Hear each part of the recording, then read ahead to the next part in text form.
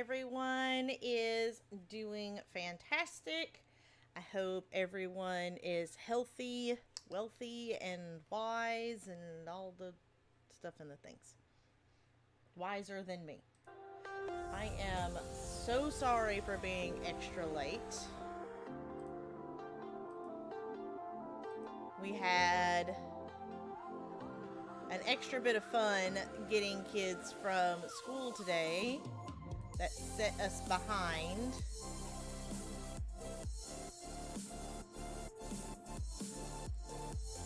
Is that me? It is. Okay. That's what it is.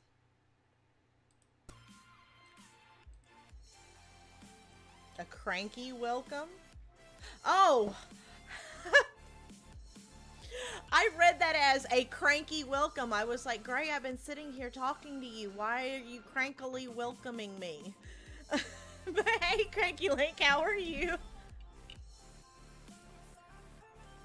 Hey, Gilf, how are you? You better be careful because the little kitten is in the kitten with the claws is in the chat. Apparently, you did something to make her mad. I have no clue. None. None.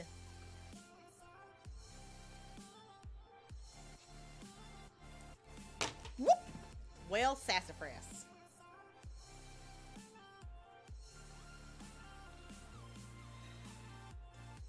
Hide, Gilf.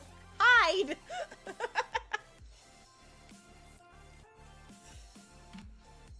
Oh, goodness. But how is everyone doing today? Like I said, I picked kids up from school, like,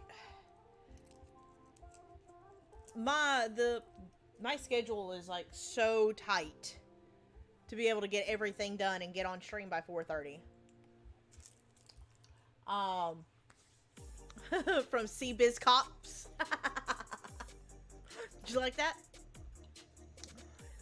But yeah, we had to make an extra run back around to the school because one of the kids forgot books that they needed for homework at school. We had to go back to the school, and because they go to a private school, like everything at this school shuts down 15 minutes after the school bell. So, yeah. About that. But I am here. I am mostly awake. I don't know. I'm having coffee. Or I'm not having coffee yet. I'm about to have coffee. Coffee will be arriving. Coffee is good. Coffee is my friend. I think we may be having Sonic for dinner tonight.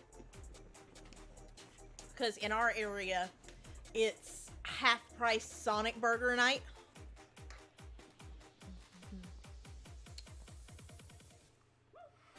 Which is fine. I don't mind Sonic burgers. Personally, I like their onion rings. Onion rings is what I want. Because onion rings sound fantastic right about now.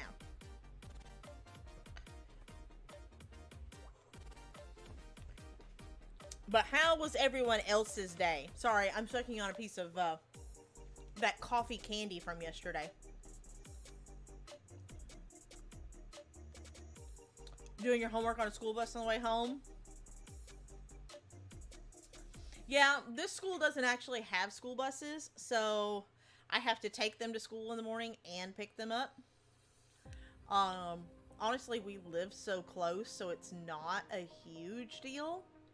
Because, like, literally from our house to the school is just a little over a mile.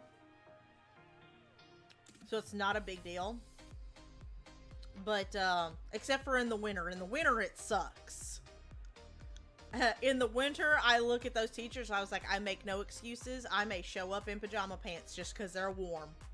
And they're like, no judging. No judging.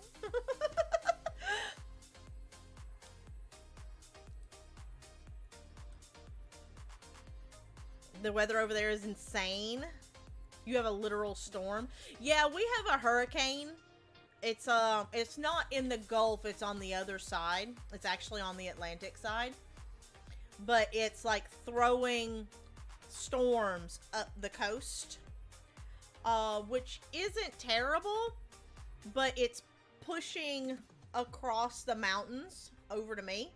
And so it's making our weather wonky too. Which usually if there's a hurricane in the Gulf, we're close enough. We're within a couple 100 miles of the Gulf. But if there's a hurricane in the Gulf, it affects our weather anyway.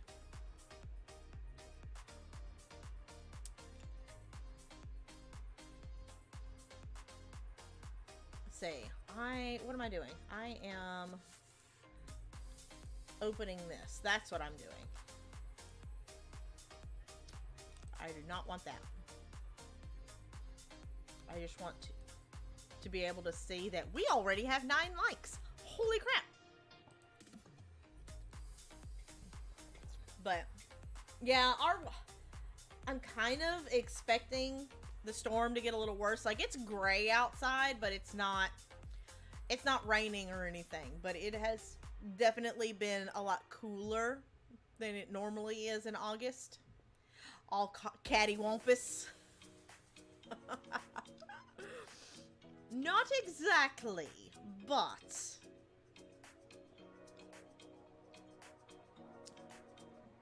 Chrissy is on her way. She had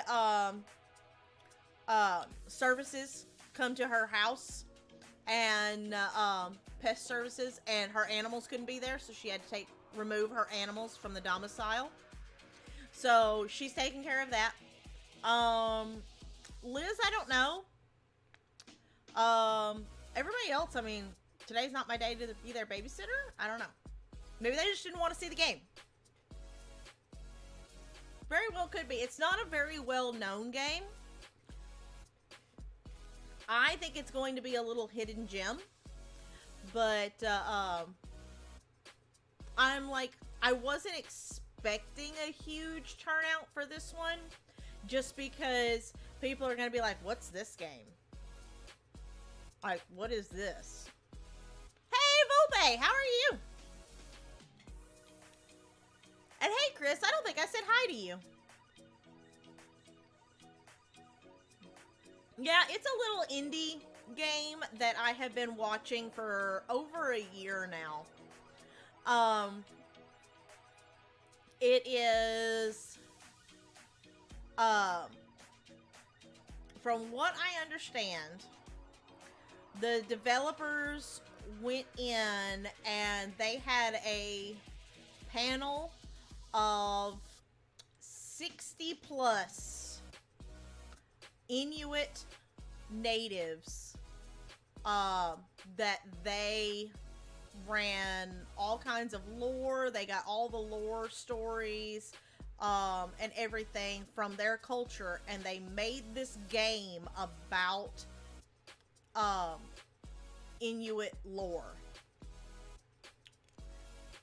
And whenever I found this game, I fell in love with the idea that these video game developers sat and listened to these elders tell these stories for hours. And then they made the game, and every step of the way, like, it wasn't just, okay, they brought them in the beginning.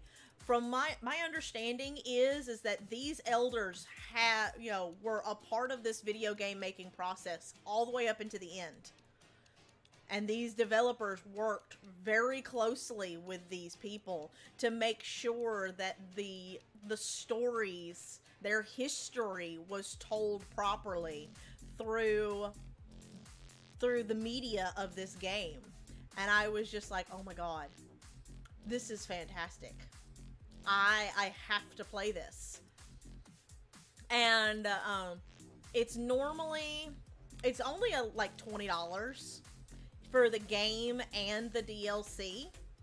But I kept on kind of watching it because I knew the game was short. It's only like 4 hours long, and that's including DLC. So I was like, well, I really want to play it but I don't know if I want to spend $20 on it. So I watched it for over a year and never once did it go on sale. So finally, I was like, you know what? I have the money in the stream account. I'm not that worried about 20 bucks. I'm just going to buy the game and the DLC. And I did, and we're playing it because after all the nonsense of The Last of Us, I needed some happy. I don't know about y'all, but I needed some happy. Thank you.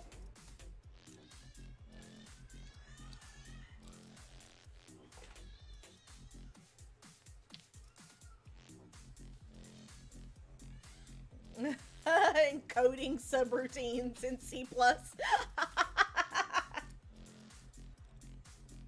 Yeah, the name of the game is Never Alone, and the DLC is called Foxtails. Because the game, you play as a little girl, a little Inuit girl, and there is a white fox that plays along with you. And I don't know exactly the significance of the fox. I know it has some spiritual meaning in the mythos of the culture. And I know at certain points of the game, you actually get to switch between the characters and platform. So it's like 2.5D, I think is what they refer to it as. It's a side-scrolling 2D platformer, but there is like motion in the background.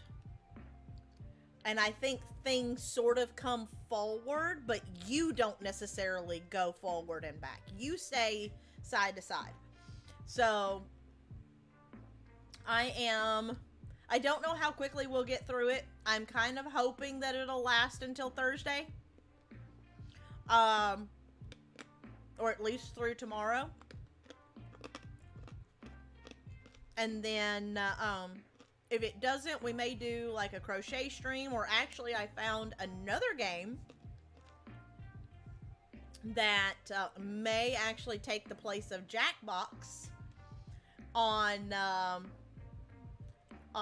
stream whenever we do like snack streams and such. It is called Acted Out XL. Acted Out XL. But it's like a charades game, but the chat gets to, the chat gets to play along.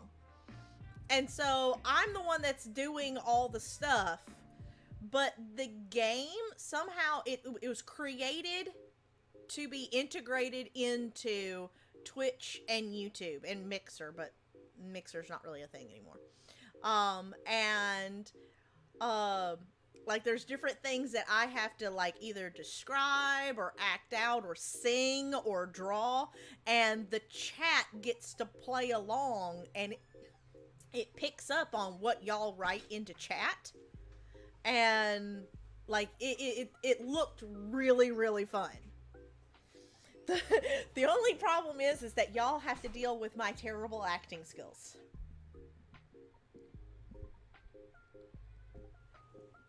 So, yeah.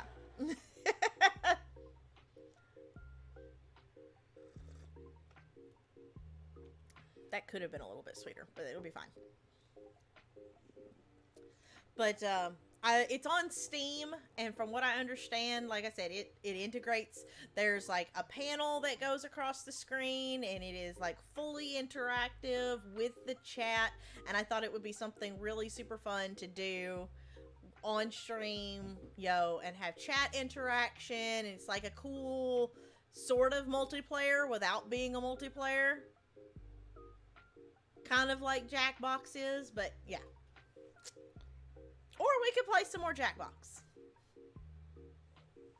Because Jackbox is always fun. Well, it's usually fun. Until we start getting trolls. Trolls are bad. Trolls suck.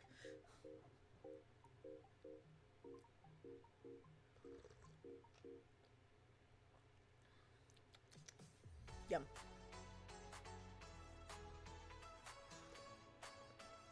It's still really, really hot. Like, apparently, Murphy just made like a super fresh pot. But yeah, that's a cool thing. That's a possibility.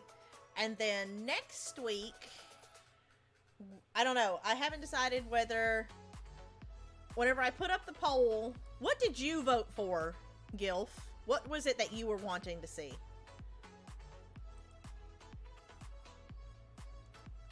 Because, like, Spider-Man blew, like, everything out of the water. Spider-Man got nearly double the amount of votes that the next highest game got.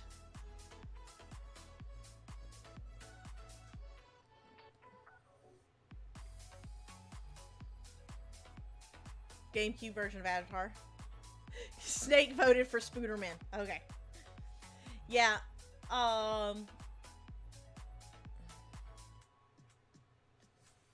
You have superhero comic book hero fatigue. Aww. So you wouldn't want to watch me play through a Spider-Man game? Oh, okay. But cool with watching whatever. Okay. I was about to say, you wouldn't want to see me play through a Spider-Man game? I'm honestly a little surprised that Batman didn't get as many votes, or didn't get more votes than it did, because of the new Gotham Knights game that's coming out. Which is why I kind of threw it on there, like, half thinking about it. But yeah, I have Origins, Asylum, and City. And so yeah, I was kind of expecting Batman to get a lot of votes, and I kind of expected Horizon Zero Dawn to get more votes than it did.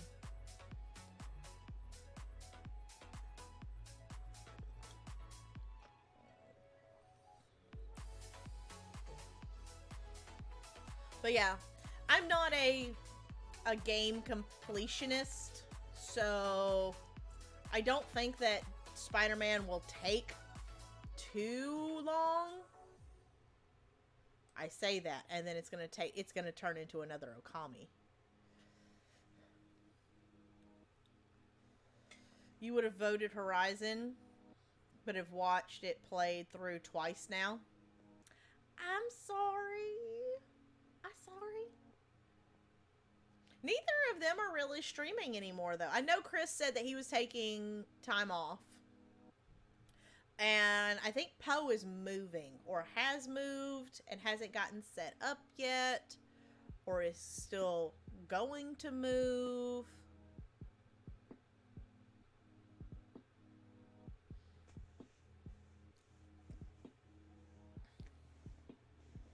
Oh, no, I didn't take it that way at all. No, I was just saying. No, not a big deal. Like, every single game that I posted on there, I have owned, well, other than Jak and Daxter.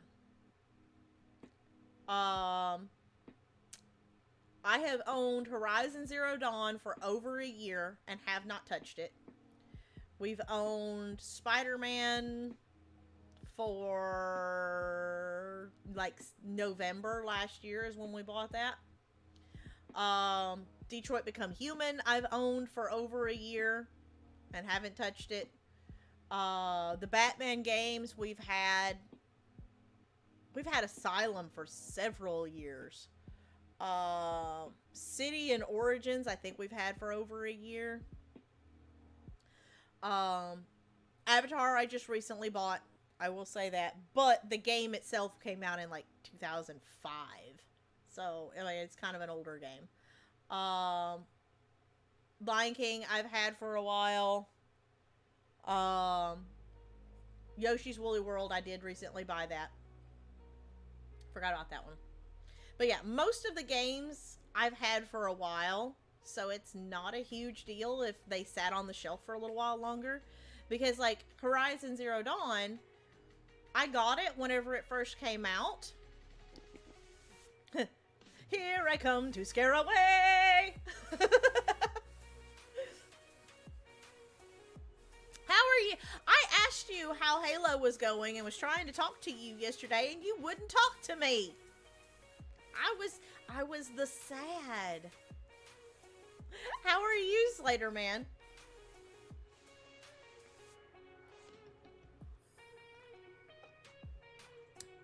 Anytime I see Slater Man in the chat and I have a drink, I'm always like super cautious. Like it's not coming, is it? Like I'm always like, I'm gonna take this sip real quick.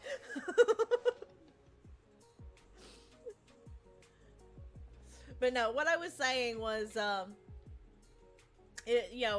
bought a lot of these games whenever they first came out, and then, like, YouTube just gets so saturated with them being played. I'm really surprised that The Last of Us Part 2 continued to do so well with everybody playing that game and me derping through so much of it.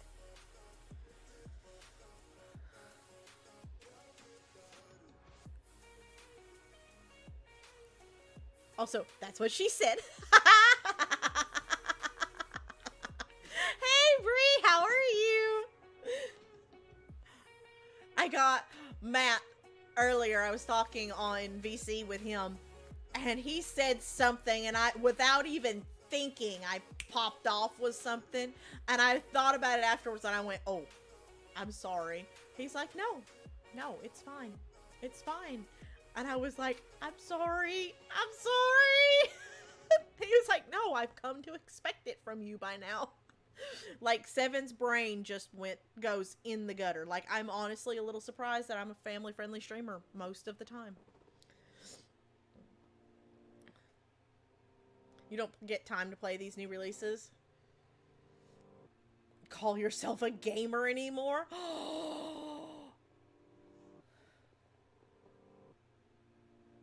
Was your clip usable at all?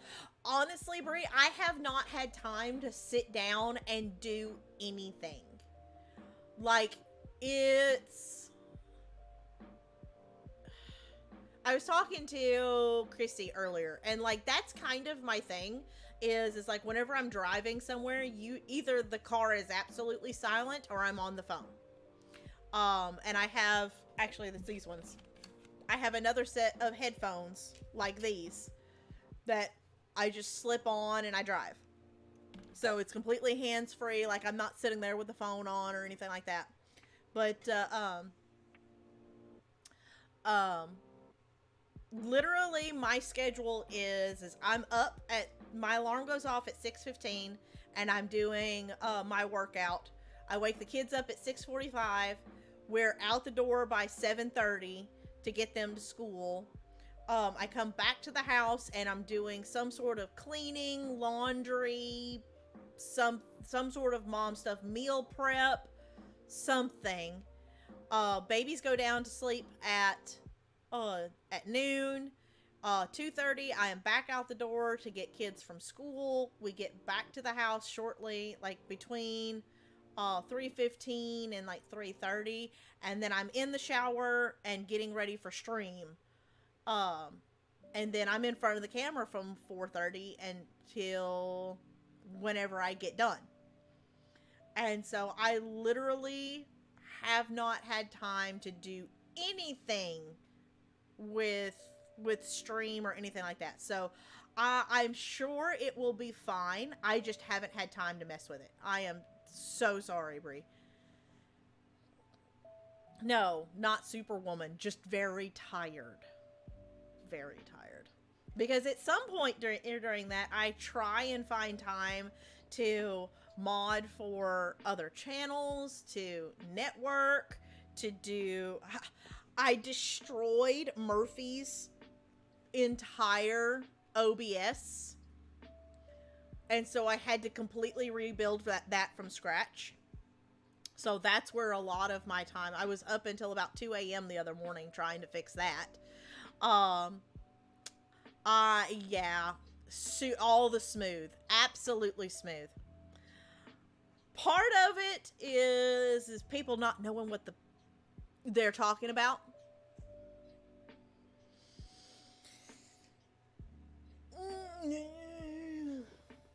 Smile. But yeah. So I had to completely rebuild that from scratch. So that's where a lot of my extra time has went. So it's been nice. It's been fun. But it hasn't been nice and fun.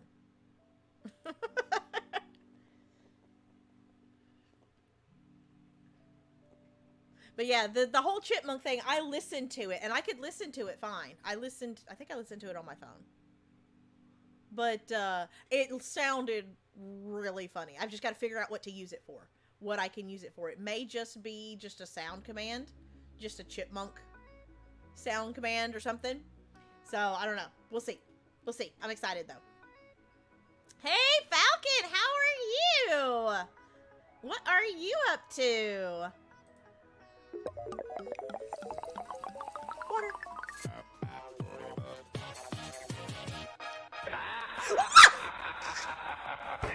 Spider-Man! Jerk! You are a jerk! You are such a jerk! Oh my god! I hate you. I hate you so much. I should have never said anything. I should have just left it alone.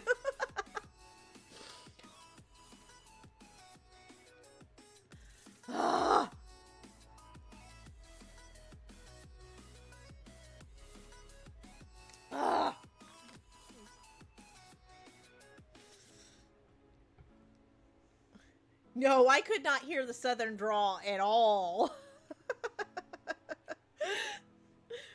Not at all. I didn't even get to see what it said. What did it said? Hopefully this wakes you up totally. 100%.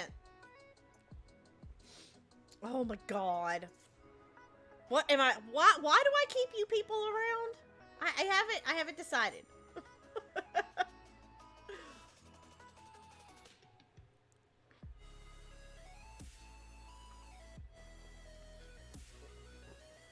But yeah, even through the chipmunk voice, I was just like, that draw just a little bit. Like, I thought my accent was bad.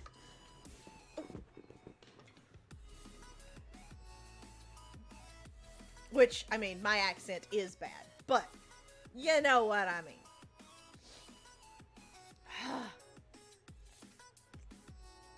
I'm really surprised I didn't end up with like half of that water bottle like in my lap.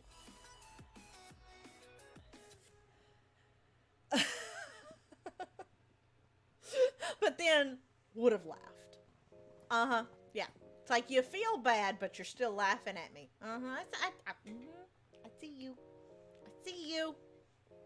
It's okay. It's okay, man. I got you. But anywho, which Halo is it that you're playing through? We have a couple of the Halos. I don't think. Oh, there they are.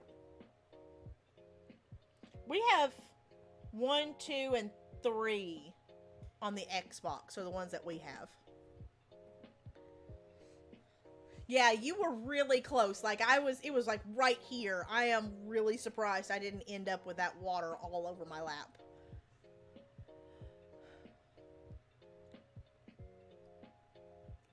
From the Facebook Chihuahua.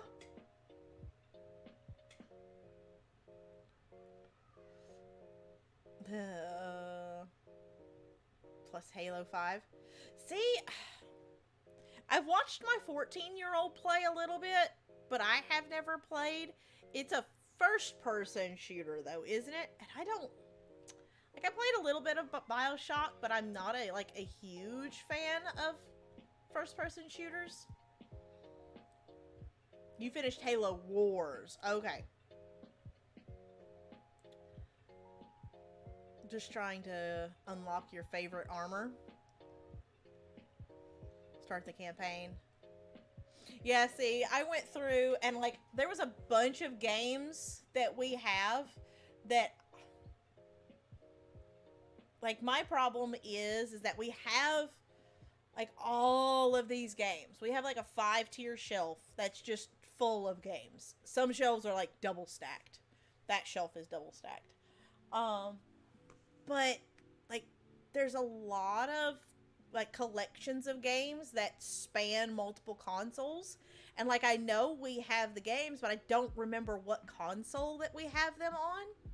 So, like, I went through and instead of like grouping the games by the console, I just grouped them by the collection. So, like, all the Resident Evil games are here, and all of the Metal Gear games are here, and all of the Mortal Kombat games, and all of the X-Men games, and the Star Wars games, and the Street Fighter games, and the Batman games. They're all like grouped together no matter what console they happen to be on, which just works so much better in my head.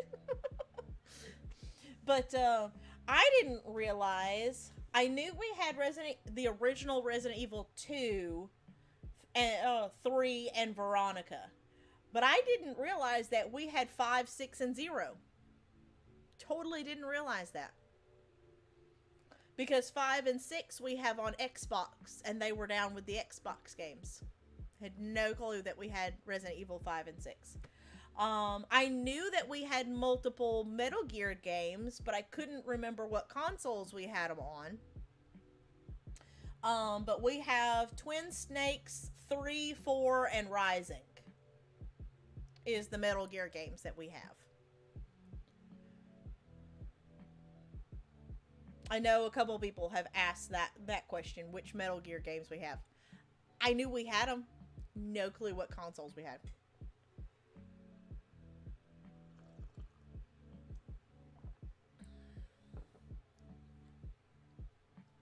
Yeah, I know Gilf likes the first-person shooters. He's mentioned to me about playing first-person shooters, and I'm like, I don't mind them if I can pull back into third-person mode. I just happen to like being able to, like, see around my character.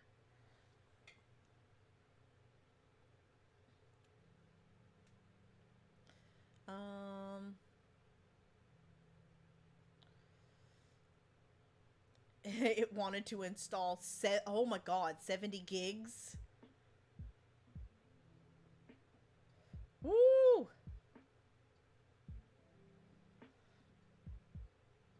Like you're the character? See, I don't feel in a first-person shooter, I don't feel immersive. I almost feel obstructed because there's so much that I can't see, and I'm so used to being able to see all the stuff. And so it's to me, playing a first-person shooter is almost like playing a regular game with blinders on.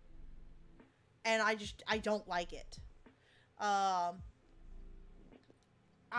played, we have several of the Call of Duty games, and I played those, and I was good at them, but I was just like, eh. Like, I don't know. I just not a huge fan of, I like shooters, but I like to be able to pull back into third-person mode.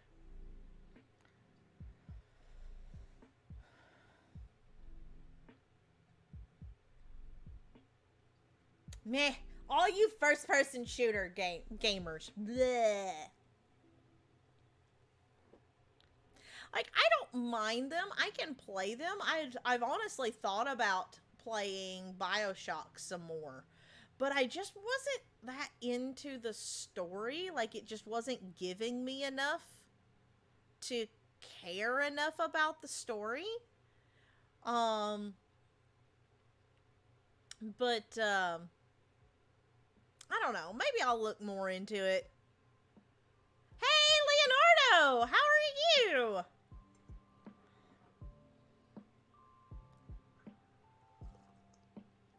You did? Of what, BioShock?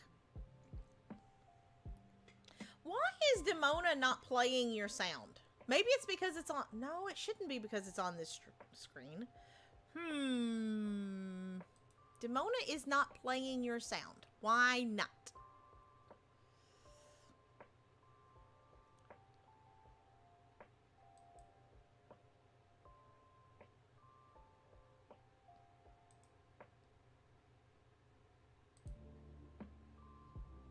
want to know the stuff in the things.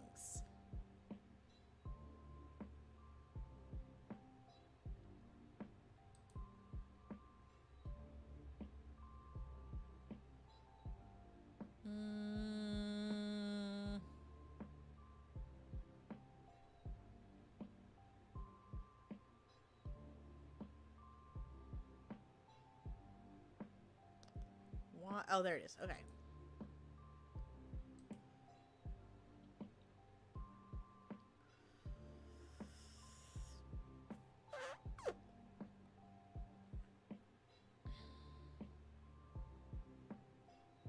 See, volume is at 100, so it should be good and loud. I thought maybe it just wasn't. Maybe we weren't hearing it. I don't know. Like maybe it was a thing to where. My toys. He's there, so why is it not playing on your command?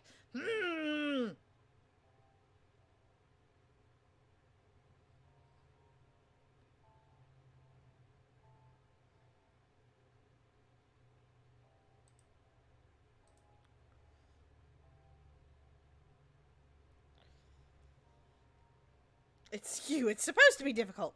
I mean, you're not wrong. Also, I still have your YouTube channel in here. This is how behind on things that I am.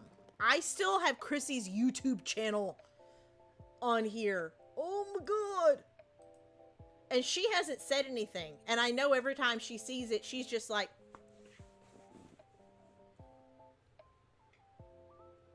Seven.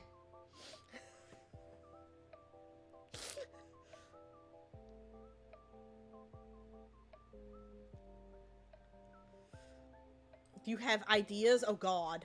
I thought I smelt smoke.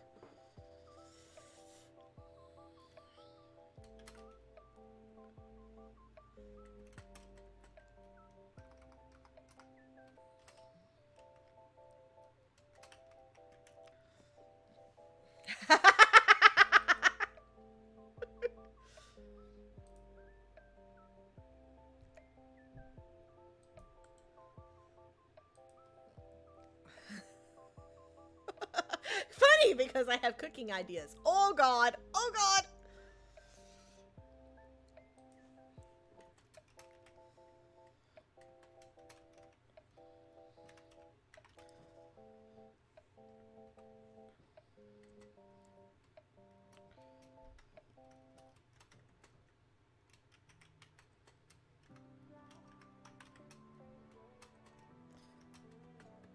There we go. Aha!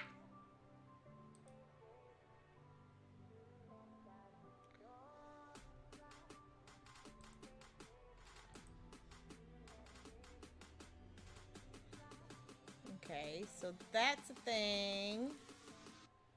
The power of one.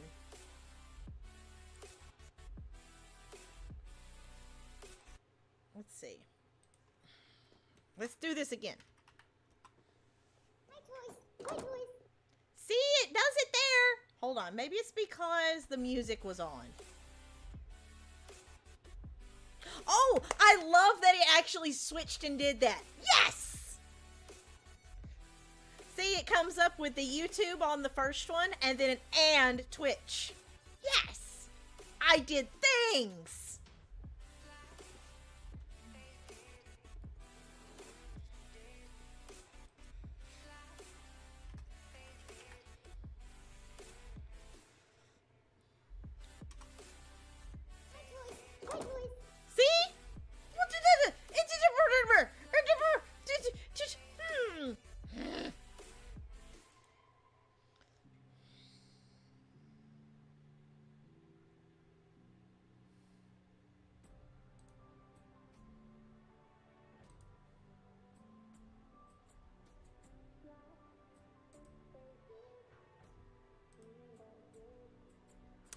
Ah! Ha! Aha! Aha! Okay. Got it.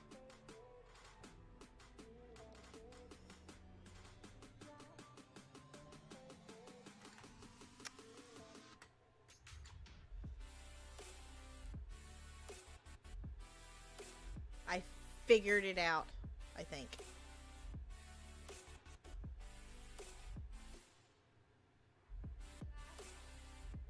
Why is this a thing?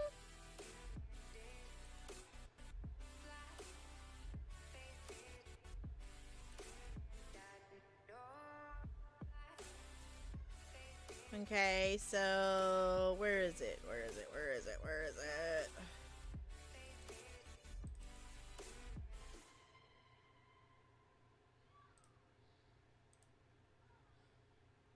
My toys. My toys.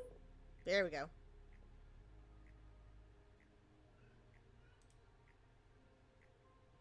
Okay, Chrissy, now leave and come back. No, I'm kidding. I'm kidding. I'm kidding because it wouldn't work anyway. Now that I got it fixed.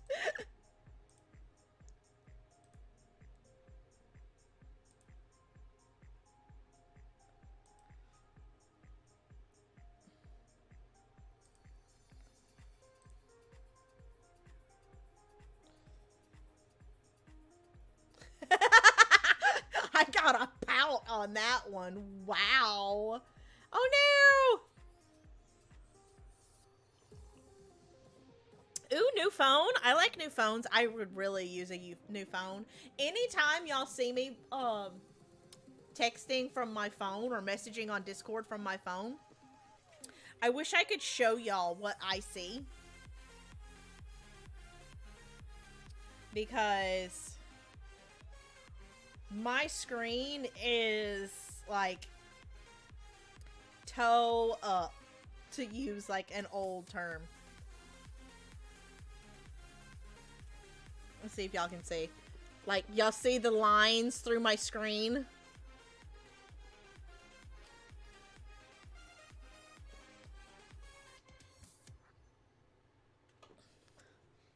I've got vertical lines that runs through my screen, and then there's actually horizontal ones that actually like takes out the cross of a T or like the cross of an H or an E. So I look at things and I'm like, why did she put a C in the middle? Oh, that's an E. Like, I have to sit there and scroll my screen up and down constantly so I can see all the little crosses.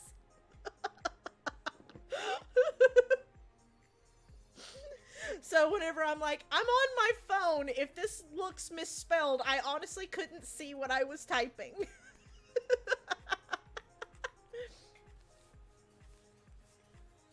Hey, Merlin, how are you?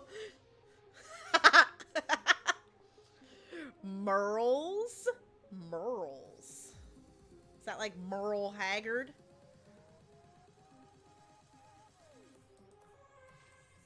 If I ever think about it, I need to post a picture in Discord.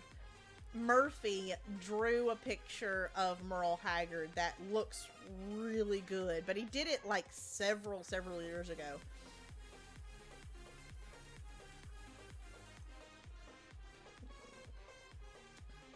Uh-oh. What's wrong, Merlin?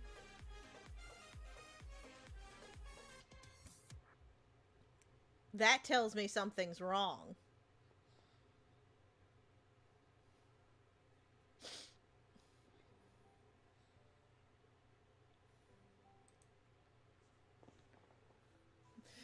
Just the thinking emoji, and normally you have some sort of something to say about everything. And I was like, hey Merlin, how are you? And you're like, I'm fine. You?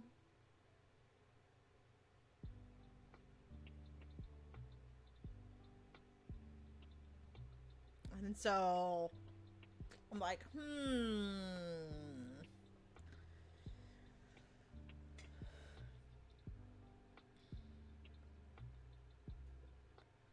just a tiring day at work. Okay.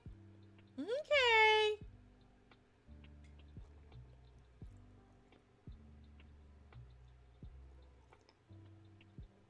Going through the other direction away from his house. Oh. Oops. Yeah, are you one of those? See, okay. So, men usually give directions. If you ever notice, they know like street names, they know street numbers, they know like directions. Like, oh, you head north on I-75 until you get to 24, and then you take 880 over to 62, and then you hop on, like that's how men give directions. Women use landmarks.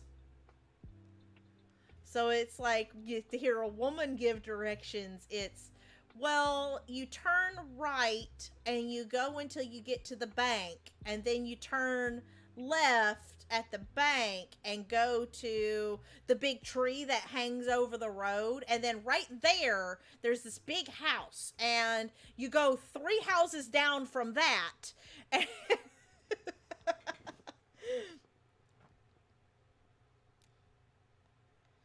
A 90s style up. See, I was raised by my dad and my grandfather, so like I sort of use both depending on who I'm talking to. Like if I'm talking to a man, I'll give directions using, street names and such. He did the monster mash. Style up. Ding! You gained a level. Ba, ba, ba, ba, ba, ba. Google Maps exists. Google Maps is not always correct. Google Maps actually leads people 2 houses down.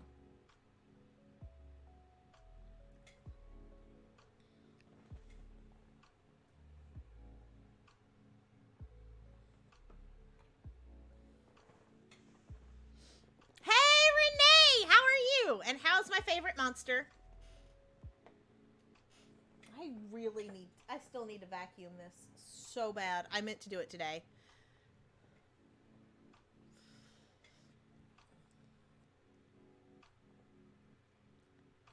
Oh, really? Hi, Mama Confidently!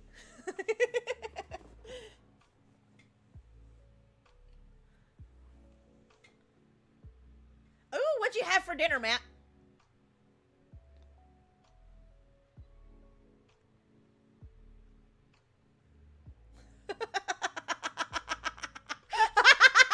Hey, Daddy Confidently! How you doing? Hey, you guys. Hey, Dreamy, how are you?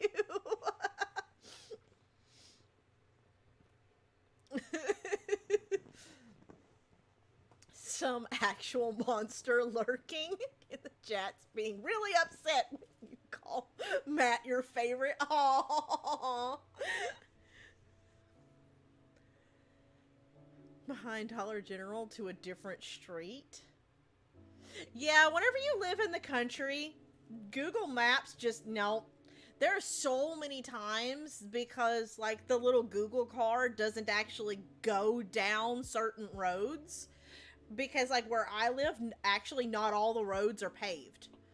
And so the Google car won't go down them if they're not paved. And so, like, there are certain roads that have been there for years. And they're just, like, they're either hard dirt packed or they're gravel packed roads. To where, like, they're good and sturdy roads. They're just not paved roads. And they don't show up on Google at all.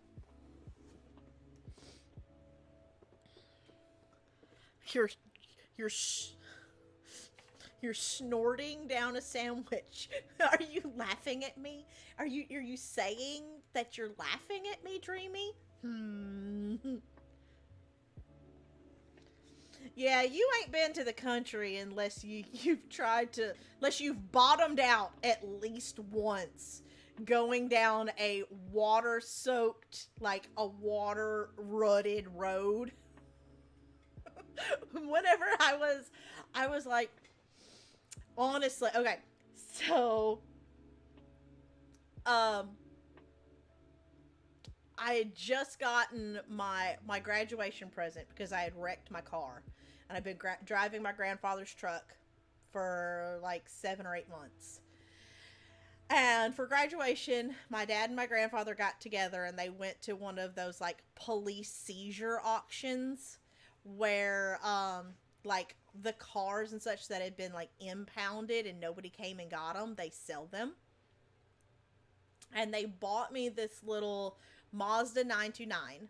And it was like 10 years old, but it was really cool. It was looked like a Lexus. But they paid like $2,000 for it. But I had it a week, and I took it down this like half gravel, half dirt road that was like so rutted from like water runoff that I was like, the car was doing like this back and forth trying to straddle the rut. I bottomed out on this road so many times. We get out and we were like having a bonfire out in this field, and I ended up locking my keys in my car with it running, and I had to call my dad to come and unlock the car for me. He was not happy, and the only thing that he would say about this was he just looked at me and he was like, "Don't tell your grandfather." And I was just like, "Yes, sir."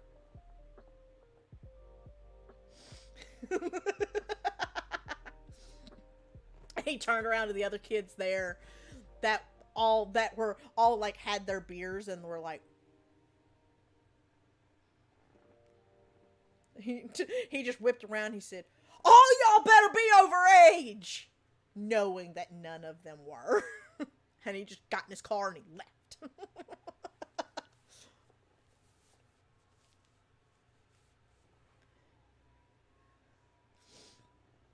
Do I amuse you? Yes. Absolutely. Just, are you not entertained? Oh, is Brianna leaving? Bye, Bri, even though I know that you're probably gone already.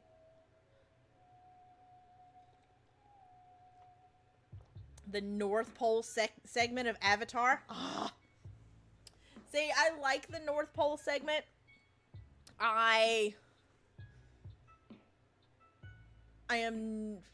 It's not my favorite, but I enjoy it. I think some of my favorite episodes are actually in the Earth Kingdom. Hey, Kevin, how are you?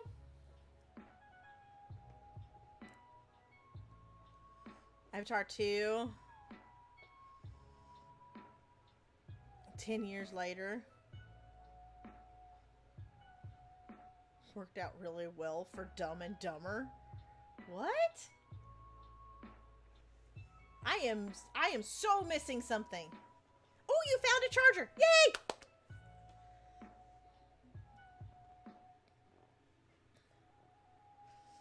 You watched Tales of Ba Sing Se. Oh, I love that episode. I love Iroh's segment so much. Like that his little segment, that is absolutely my all-time favorite episode. Is watching Iroh's episode. I adore it. Only second to like, I'd have to say like my second favorite would probably be the library. I really enjoy the library. Just because, look, there it is! That's what it'll sound like when one of you spots it.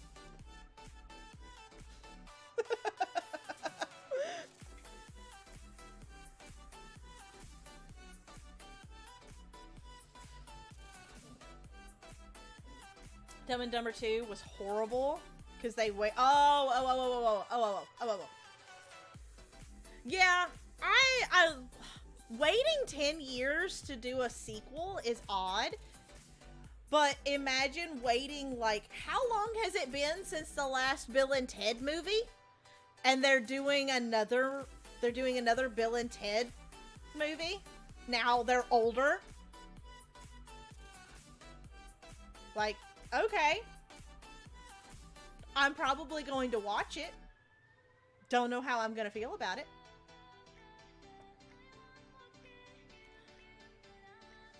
It's coming to a close. My life isn't spiraling out of control anymore. Hey, but positive, you get to come home to an empty house and you don't have to worry about roommates.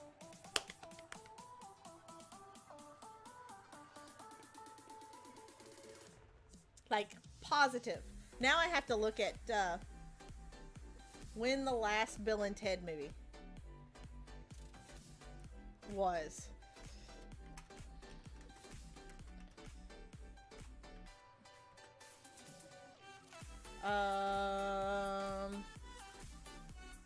Let's see, Bill and Ted 2, Bogus Journey was in 1991.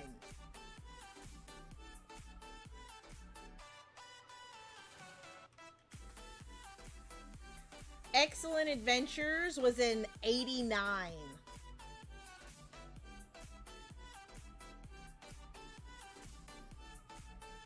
It's been a while.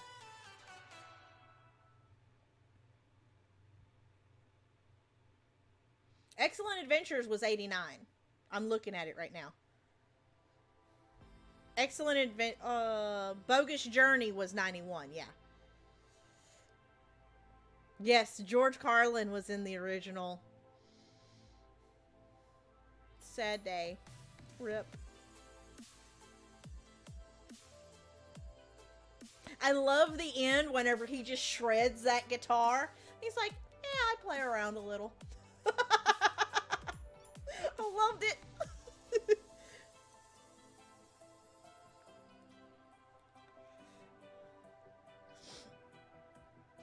But yeah, it's been, what, 30 years since the first one? What was the... I didn't look. I forgot to look. Gosh darn it. Brain, why you do these things to me?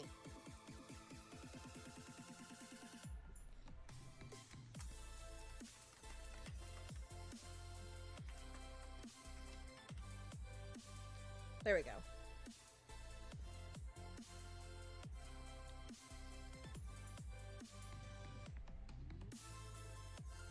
So there was Excellent Adventure, which was 89, and then Bogus Journey, which was 91. So there's only 2 other movies. I thought there was a third movie. But yeah, it's been 30 years. 30-ish years. Almost 30 years. Since... Oof. I wonder if... I really hope... Wasn't it Rufus? I think was the character's name. I really hope they make some sort of... kind of something about Rufus, like where Rufus is. You know, maybe he got promoted or demoted.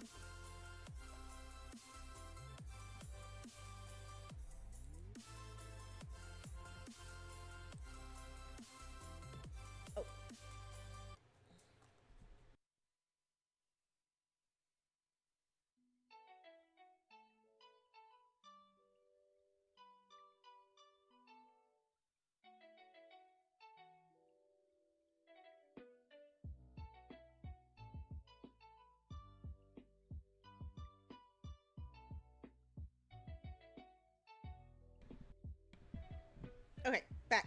Sorry, Murphy walked downstairs. Uh-oh, what'd you do? Year Bill and Ted 2 came out. I went looking. Don't worry, Snake. You got the last Dragon Ball last night? To give your... Okay. I have no idea what that means. I actually found... Where was it? What was it? Oh! whenever I was reorganizing video games, guess what I found? That I had no clue that we owned. We owned a Dragon Ball game. Had no clue that we owned a Dragon Ball Z game. None.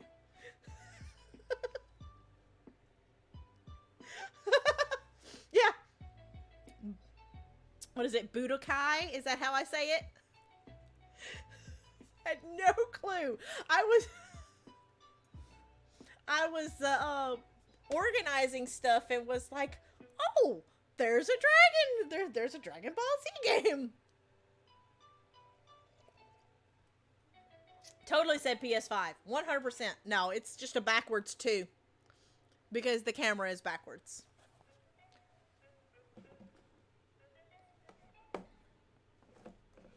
Because otherwise, because it's sitting here looking at me, otherwise, if I was reaching over here, it would look like I was reaching that way, and it's just funny.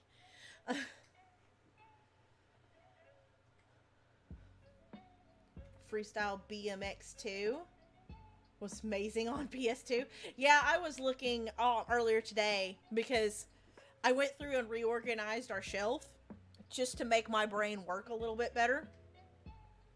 So, like, we had down here was like all Xbox games for like original Xbox and 360, and then we had like NES, Super NES, Genesis, and then we had some of the GameCube games, and then like it was organized by console where the games were. And so what was happening is like a lot of the games are Murphy's. Some of them are mine, but a lot of them are Murphy's. So I knew that we had like Resident Evil games, but I had no clue because sometimes game series cross over consoles, and sometimes you buy them on different consoles. So I didn't know where to go looking for certain games. So like I knew we had Metal Gear games, and y'all would ask about Metal Gear games, and I knew I had them. I just didn't know what console I had them on. So I went through and like gathered all the games and was like, okay, these are all the Resident Evil games. These are all the Metal Gear games. These are all the Mortal Kombat games. These are all the fighting games. And organized them that way. And Murphy's just looking at it going, I'm like, shush, shush, it works in my head, hush. Because, like, I have, like, Dreamcast beside, like, 360 beside PS2.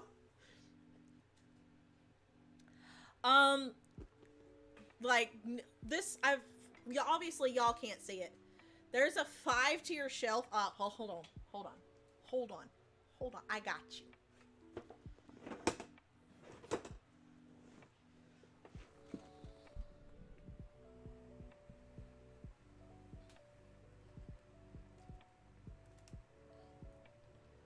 There, you can sort of see it. That's a 5-tier shelf. And y'all see how many games are on there.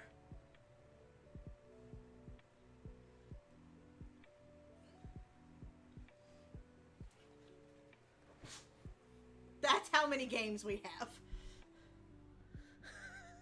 We have a lot of games.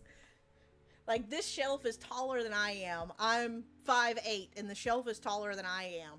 And, like, the top shelf is double stacked, full of games. This shelf is mostly single stacked, but it's, like, single stack, and then there's, like, games on top of it, but they're laid sideways. This shelf is single stacked. This shelf is double stacked. That shelf is all, like, manuals and stuff. The very bottom is all manuals.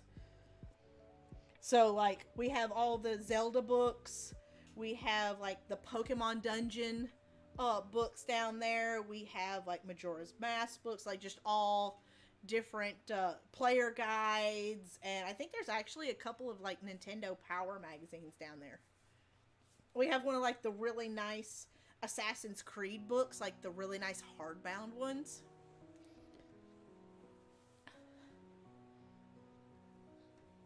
And then that's not... Murphy actually still has a bunch of games over in one of the totes that we just can't even fit on this shelf. And then back here behind, and I would not turn the camera around because anybody that has any sort of OCD about wires is gonna, like, their brain is just going to explode if I show you the shelf that's over here. And it's just consoles. I think there's 16 different consoles on that shelf. Everything from NES. Let's say there's NES, NES Mini, Super NES, Super NES Mini, a 64, Genesis, Dreamcast, Wii, Wii U, PS1 through 4, and an Xbox 360. Oh, did I say GameCube? I don't know. I think I said GameCube. GameCube is over there too.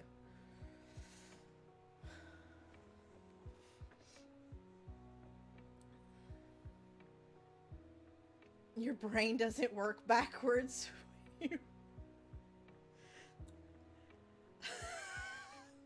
As alpacas. Oh my god. You have another shelf just dedicated to developer consoles? Oh, nice. Oh, developer art books. Yeah, see,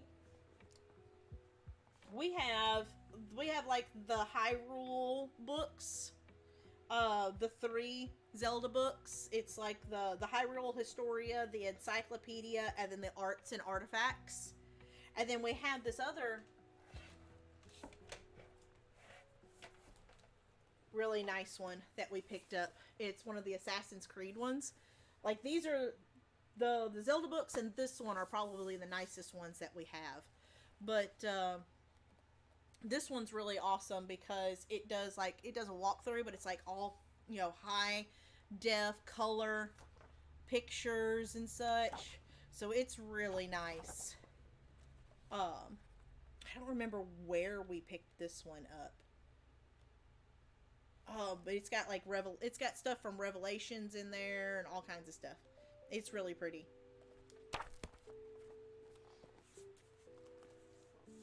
On my way. Are you coming to get my book? You gonna take my book from me, Dreamy?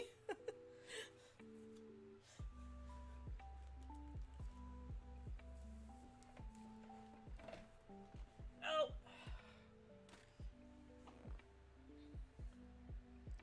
Oh, wow.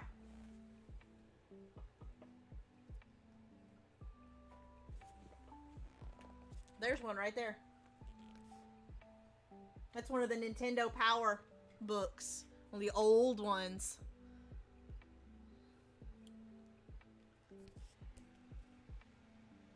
It's one of the official player guides from Nintendo Power.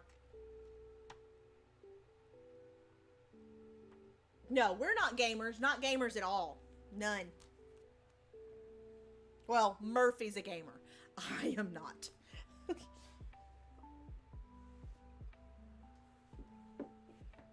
But yeah, anytime that I sit here and like am pointing to a shelf, now y'all know what the shelf looks like.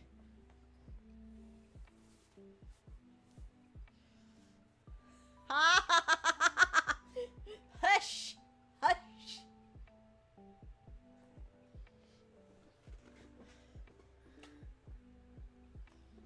You have one of the art books. An old Sega art book. Yeah, I really wish that I had gotten into video games back whenever I was a kid. Because, like, I had, at one point, one of the really pretty manuals for a couple of games. But I think they got sold in a yard sale for like dirt cheap. So somebody is hopefully treasuring them now.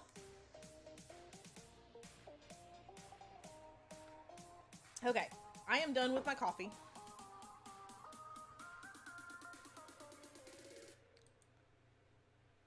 So let's turn that off. Also, I'm going to post a game over in the Discord probably later tonight. A game that I can do it right now. That I'm looking at playing. Let's see, where is it? But it's a charades game, but it's made to be integrated into a YouTube stream. And it looks really fun. Looks like it could be really, really fun to play as a community. I'm going to drop it over in... where do I want to drop this? Let's drop it in props and costumes. It's on Steam. But it's called Acted Out XL. It looks super fun. Because it's like all integrated into the stream. And like I would act out the charade stuff. And y'all would type in chat. And like there's alerts and stuff that come up on stream. So it looks like it could be super fun. Before I shut that and forget to say something about it. Okay, move this over here. Also, we have 21 likes. Holy snot.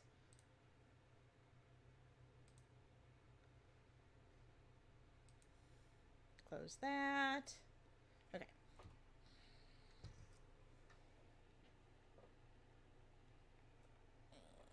Where? Oh. Let's say, where did my controller go?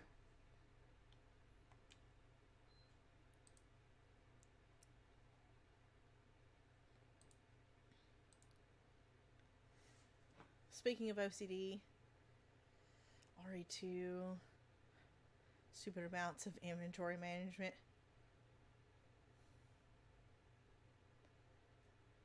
Rearranging and space making you need. Dude, I amazed my kids the other day because I was loading the dishwasher and Danny Raid was like, Mom, I don't have any more space. And I was like, yeah, you do. You got plenty of space in there. She's like, no, I don't. I was like, yeah, you do. And so I walked over and like totally Tetrised the entire dishwasher and was like, look, you got all of this space. And she was just like, how did you do that? And I was like, years of practice.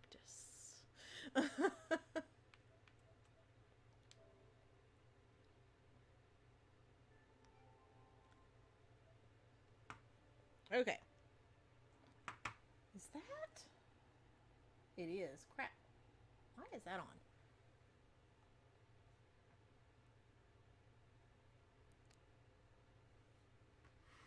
You do that at work sometimes? I still don't have the game screen on. Let's close that. Open this. There we go. There we go. Stuff and things.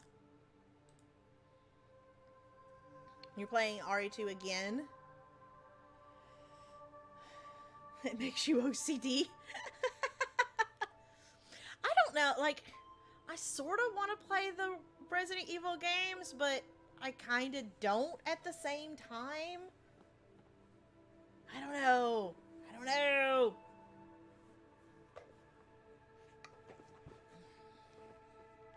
Uh-oh. Oh, I bet my... Hold on. I bet my external hard drive is not...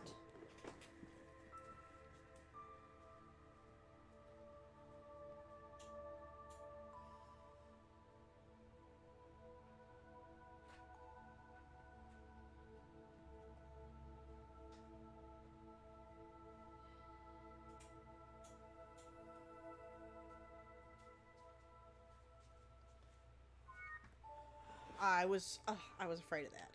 Yeah. So let's power this off.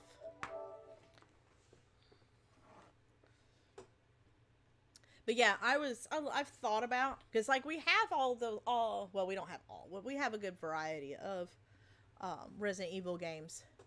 But so I've considered playing them, and then we have the remake that we bought on digitally. But I don't know. I wasn't sure that it was something that y'all would want to watch because it's been done so much. And it's basically The Last of Us. It's kind of the same thing. Though I like The Last of Us story better. Not gonna lie.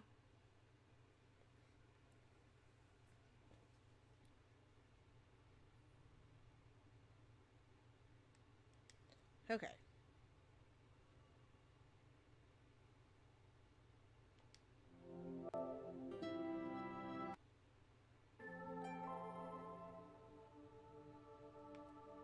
There we go.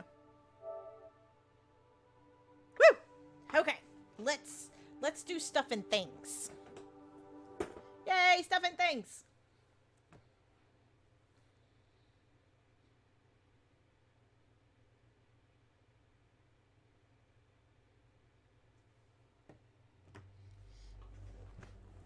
Yes, this is an indie game. This is the one that I was telling y'all about that has, and I think they tell you about it, but this is the one where the game developers actually brought in, well, the game is about lore in the Inuit culture, and they brought in 60 elders from across the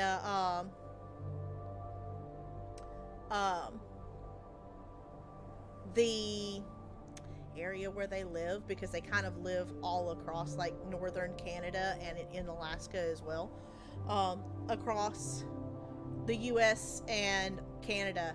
And they sat down, the devs sat down with them and had them work directly with the game developers every step of the way to make sure that the game, because it follows their folklore so closely, they wanted to make sure that it was correct.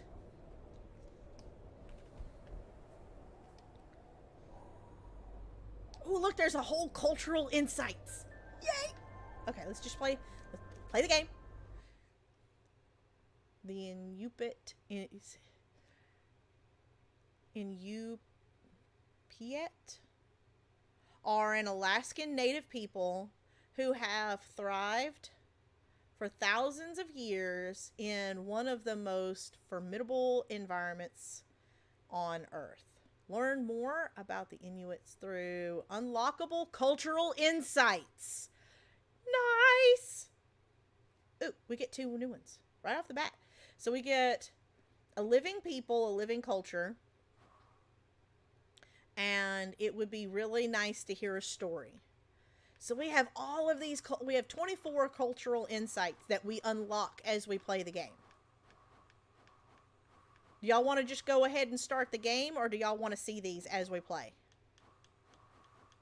I'll let y'all decide. Because, of course, I'm going to watch them. But I know they might not exactly be the best for streaming.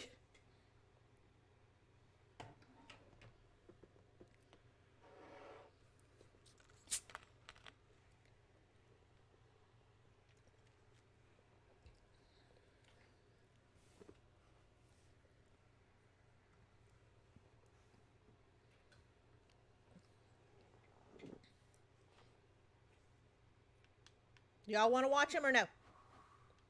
I'm assuming y'all probably just want to go ahead and start the game. I have no preference. Okay, we'll just go ahead and start the game for now. Oh, maybe we don't get an option. Okay, yeah, we do. Heard it from Nasruk when I was very young. It is said that a girl lived with her family in a place far from here. The girl loved to hunt. and had grown capable of doing many things.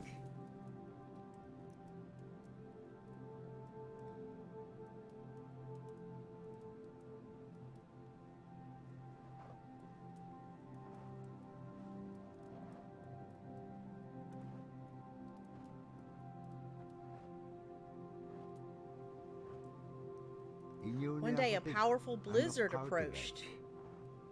It was followed by another blizzard, and another.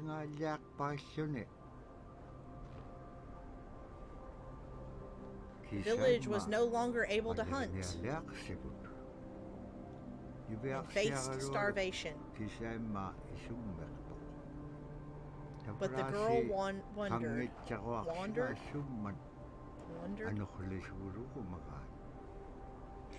What is causing the weather to be like this? And she set out to find the source of the blizzard.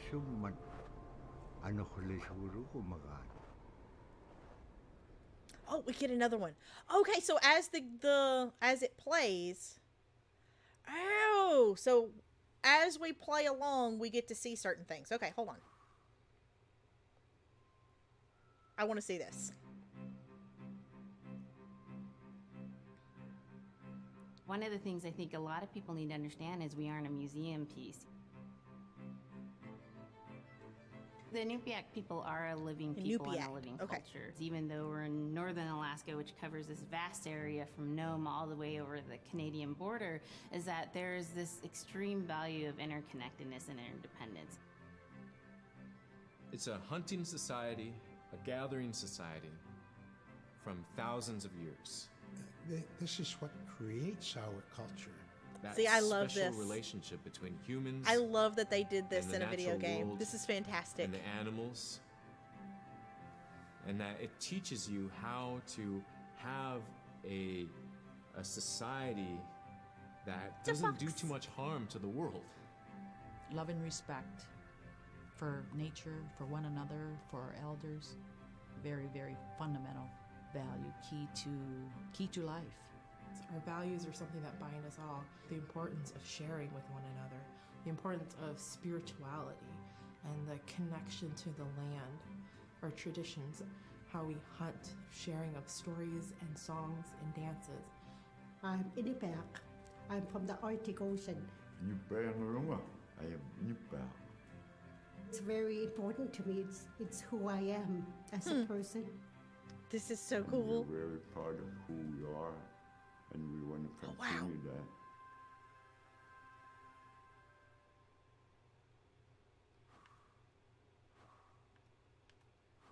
I wonder how long these are. Let's go ahead. I'm just going to go ahead and watch through all of these real quick. And then we can watch as we unlock them, we can watch. It'd be busy, busy, busy all through the day. You get up and you just go right to work, right to work. There's always something to do. There's never any idle time. The only idle time we had was after we eat and before we go to bed. One of the older people would be relaxing, laying down there and saying, it'd be really nice to hear a story. And then just organically, someone would just start telling a story. Storytelling for the Inupiaq people is very important because it not only created that sense of community, but is a way to pass on wisdom to the next generation. It was like TV, It was like TV. It was just like, it was as good as any movie you've ever seen. And the storyteller told it so clearly that it was just as powerful as any of the greatest movie blockbusters you've ever seen. That's a storyteller There's a there. reason behind the stories that we were told, because they held traditional knowledge. They held things that we might need to know in life, whether it was about how to find food or how to survive, or it was about well-being and the importance of connecting with people and being a good member of the community. We all do stories. We all live in stories. We all tell stories to our friends. And they need to be told. They need to be heard. Cool. Love it. So is this the one that we that we watched in the beginning? Oh no, it's something different. Cool. So scrimshaw is this really beautiful method of art that's done either on baleen or ivory, and traditionally it was used to tell stories. Each etching is telling a story of some event.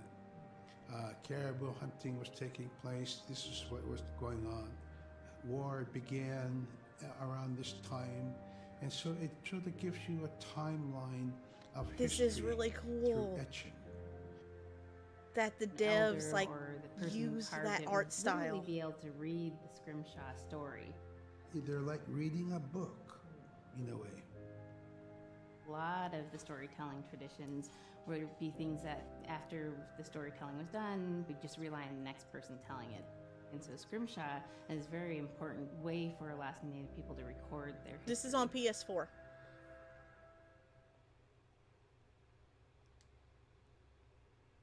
Okay.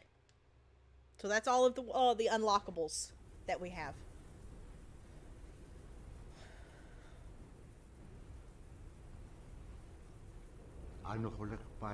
The blizzard was unrelenting.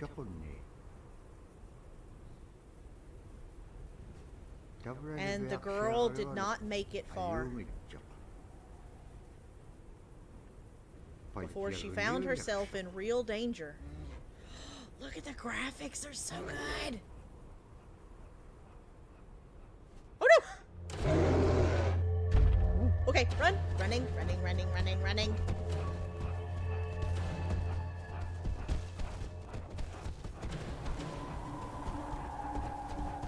Jumping. Jumping again. Run away from the polar bear. Jump. Like, I wish y'all could see my graphics. Like, there's... Ooh, look at the little fox. Look at the little fox in the background. Bing. Go away. Shoo. You go away. Bad bear. Go away. I boop you on the snoot. No. Okay. You will leave her alone?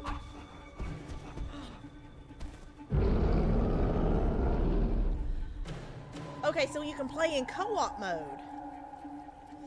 Press on a second controller to join as Fox, or press triangle to switch in single player mode. Okay.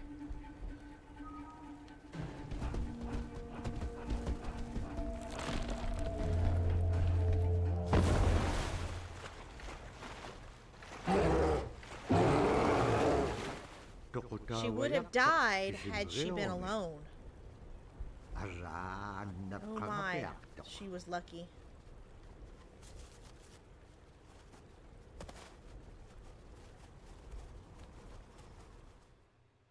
Use your water bending. Close call. The weather did not clear up as a blizzard was followed by another blizzard.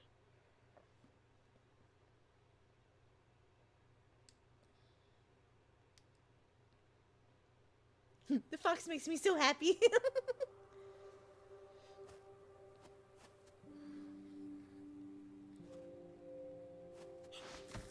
Ah.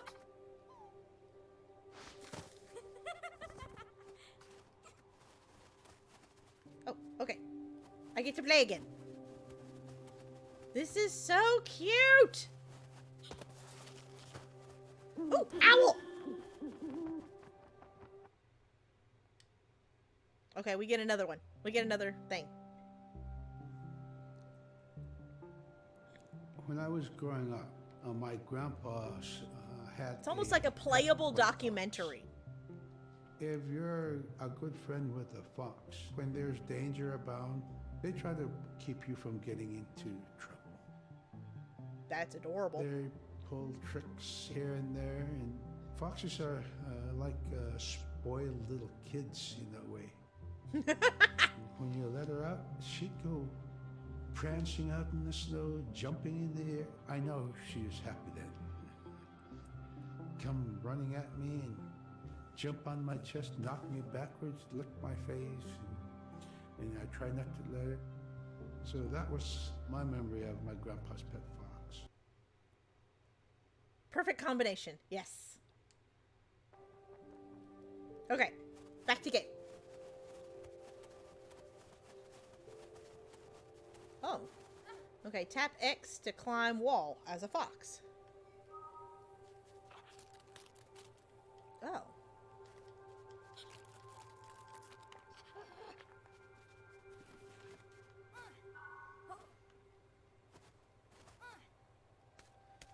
Nuna. Okay, so I guess the girl's name is Nuna.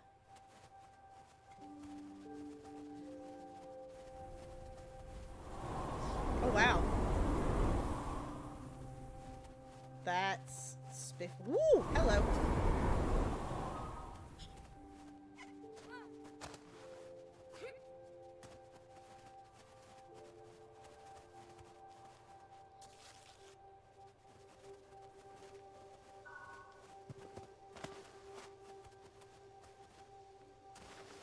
Woo! Woof.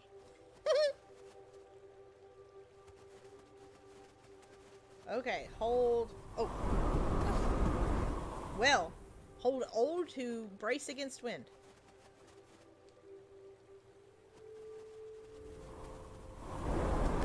Ow!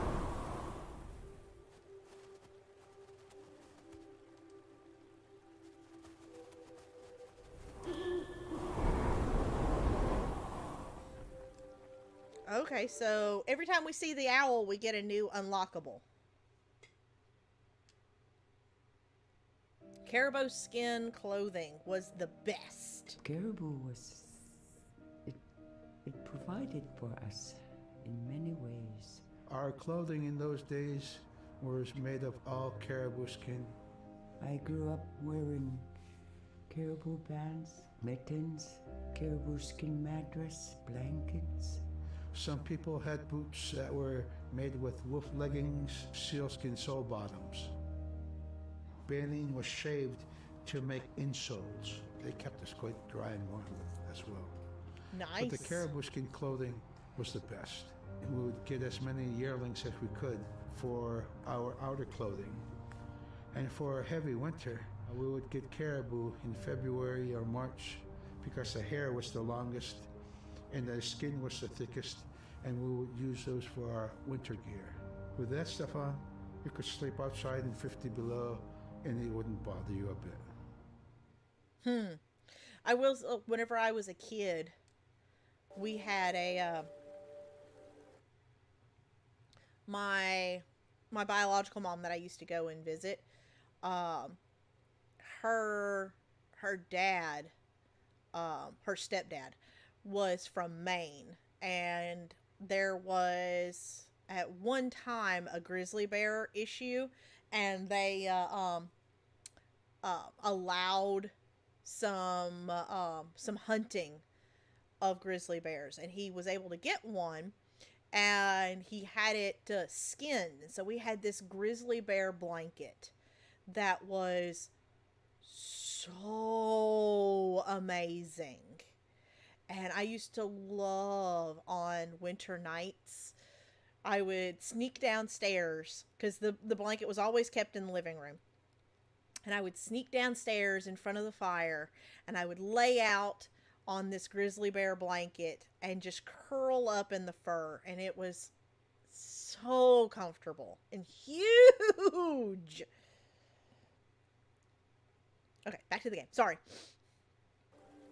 My little input. Ooh, hello. Oh, okay. Well, that's a thing.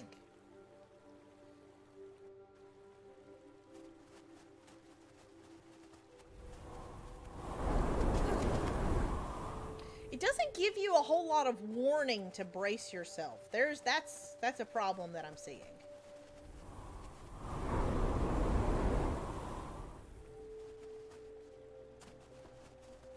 Oop. Let's not lay down in the...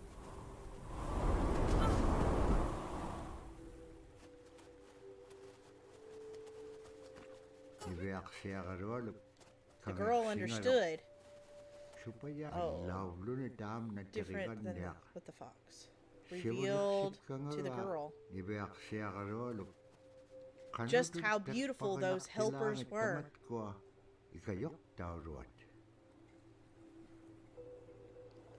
Oh, okay. So can I?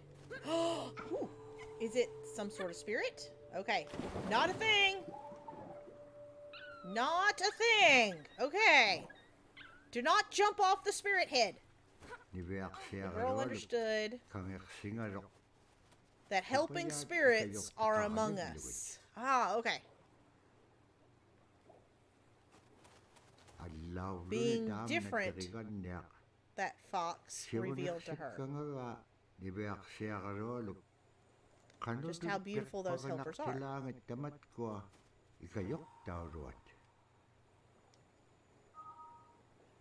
Oh, okay.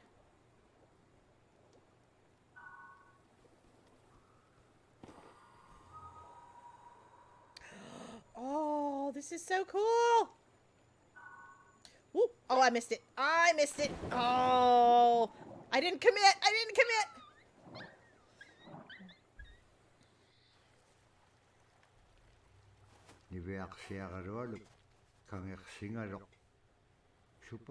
Helping spirits are among us.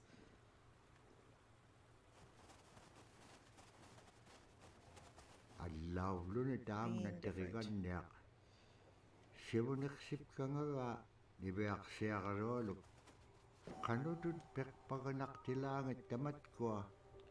Bye, Merlin. Thank you for being here. Can I just do this section as the fox and not switch back and forth? Oh, I didn't commit again. Ooh, okay, good.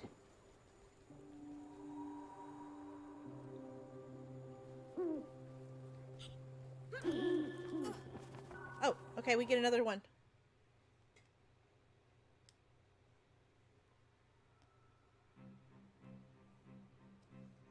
Sela has a soul? Sela is the weather. Oh, okay. It also means the atmosphere. Here's the Nuna, or the land. And it's anything from the land into the moon, the sun. Does she the have a stars. tattoo, like right here on her Sela. chin? It's a very spiritual, and we have a relationship with Sela. Celia has a soul. She looks like in the she has same one way too. We do as people, in the same way animals do. I think spirit helpers in and of themselves are really about how we're connected with things. And so it may be that there's a spirit helper that shows themselves as a bird to show you the way home, or it may be a spirit helper that actually decides to show themselves with the face and body of a man instead of their animal form. And so I think one of the things that's and there's hard one to of the little understand is that it's not one way of seeing things. It's one way of knowing you're connected to everything. We've always had that spirituality of everything around us. It's the interaction you have with the air you breathe. There's a little tattoo on their chins. Gather resources from the rivers from which you cool. gather fish, the tundra from which you pick berries, the animals that give themselves. It's all of that.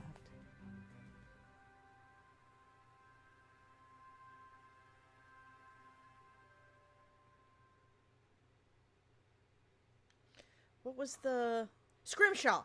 There was the helper had one of the had a scrimshaw pipe.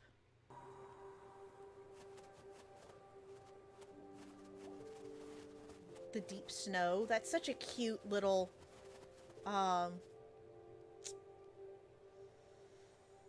detail.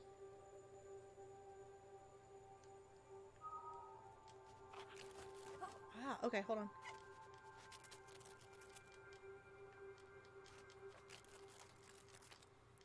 Hold on. Aha! Why? The girl and fox kept each other out of trouble. Gee, I don't know how they did it, but together they found their way back home. 아이가족. Ooh, hello.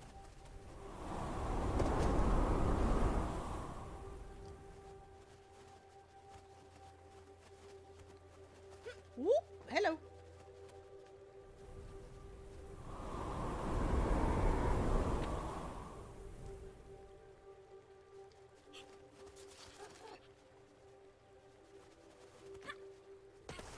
Okay.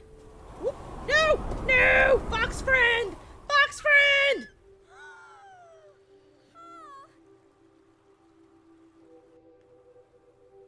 It's the Inupiat people of northern Alaska and some of Canada.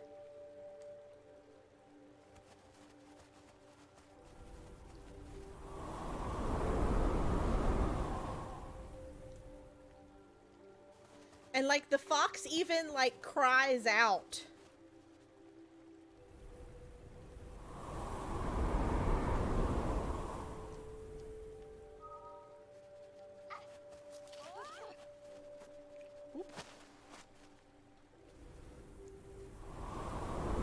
I didn't mean to kill the fox. Oh, come on. It was the NPC. How am I supposed to do anything about that? Fine. Fine.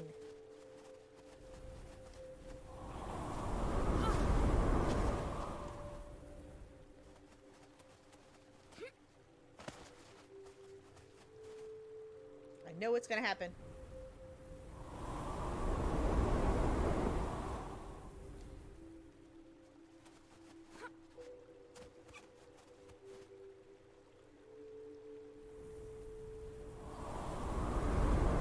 Okay, I'm starting to see the little details.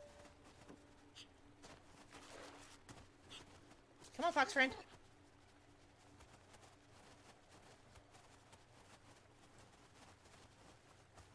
Oh, hello.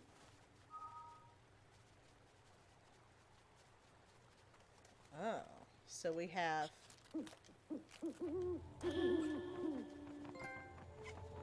Oh, I have helper friends. Okay.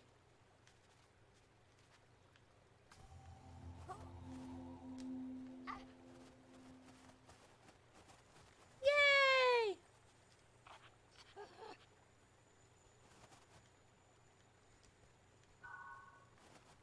Okay.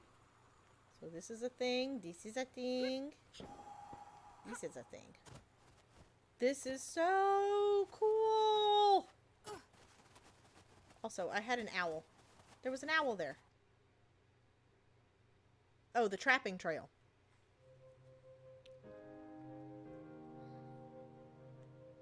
In the winter, when we were traveling, we didn't build sod houses, we built snow houses. Snow houses. In Canada, they call them igloo, but here in Alaska, we call them apuya.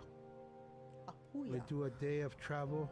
So that's what that's where igloo came from. Okay. The next day, my father would set traps, spend the day there, rest the dogs, give them something to eat, and then the following day, we continue to the next place. We'd go to my dad's sister, who had a house at Dubarg. They had a small sod house over there. We didn't have to do anything. We just visit with them, and my dad and my sister were glad to see each other, and they'd talk away while us kids played outside or go to sleep. By the time we get back to life our home, without my TV father or would electronics. leave us with our aunt or with my grandmother, and then he'd start on his trips and go check his trap line. We were not into 8 to 5 kind of time, you know. We're in a totally different kind. We're in ecological time.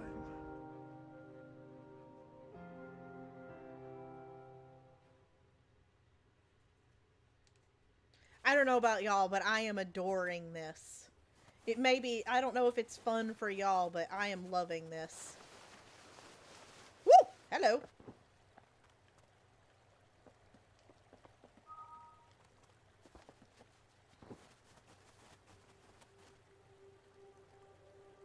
Uh-oh, what's about to happen? This is ice.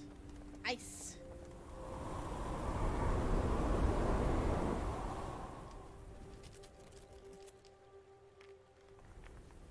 Ooh, hello. Maybe maybe I've got to use the wind and jump with the wind. Woo! Hello!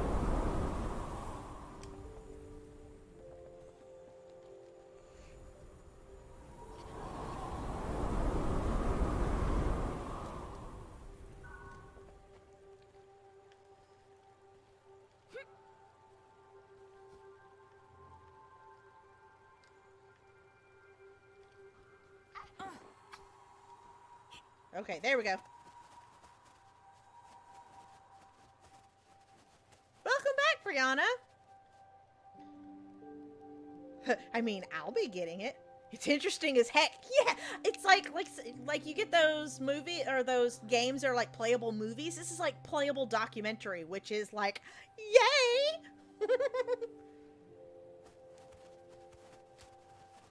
Ooh.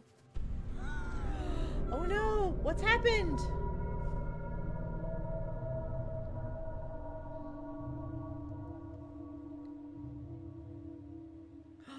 Oh no! The village is on fire!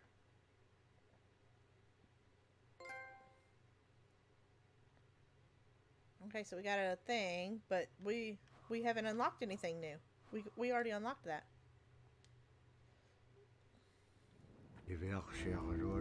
The girl arrived at her village, but something was terribly wrong. A terrible man had arrived while the girl was away. He was searching for something and would stop at nothing until he found it.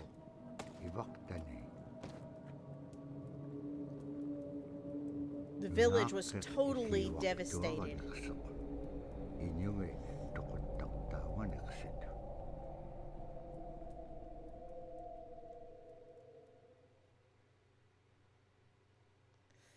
It is said that with each gust of wind, the powdery snow blew in every direction. Is there any new insights? No. Okay. Uh-oh, what did you do to your phone, Bree? And you've decided that you're going to go ahead and get it, Chrissy?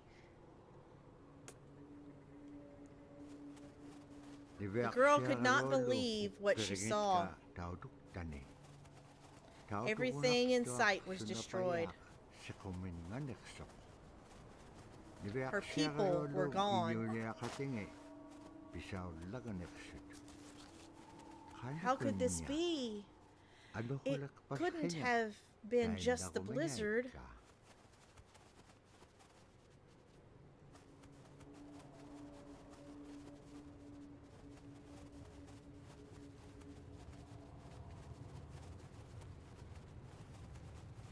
Oh, it's the helper. Amidst the something, great loon spirits appeared, filled with sorrow for the girl's loss.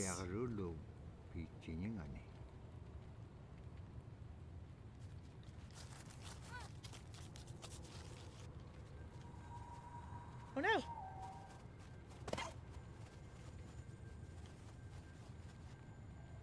There we go. Okay.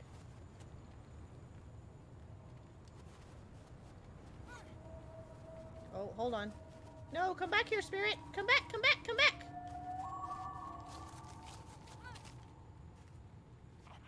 Okay, how do I direct the spirit?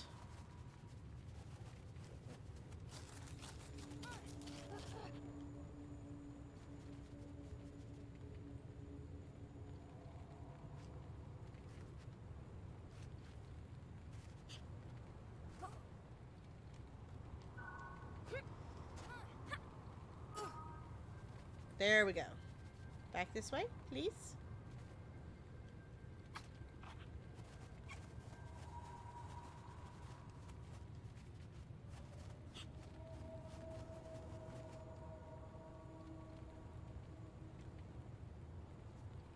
This way? Okay. I broke it. I broke it. There we go. Here we go.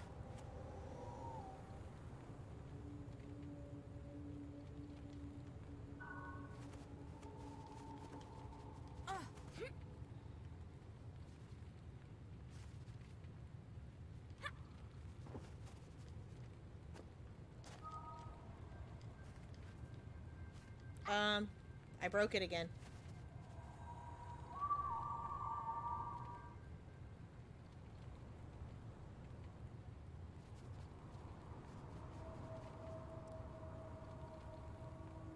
Okay, but this is good. This is good. I'm learning how to control, well, not necessarily control, but how to use the helpers.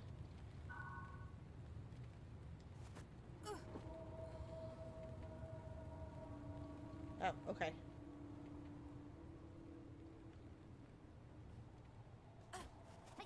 But the loons weren't the only ones to arrive. Uh-oh. Who else arrived?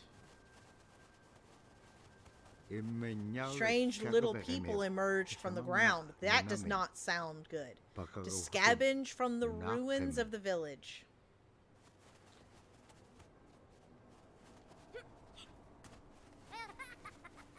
That sounds like little goblins or something. Ooh, hello. Ooh, do I use the wind?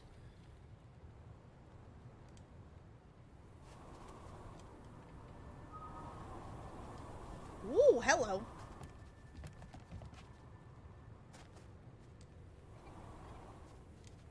Ooh.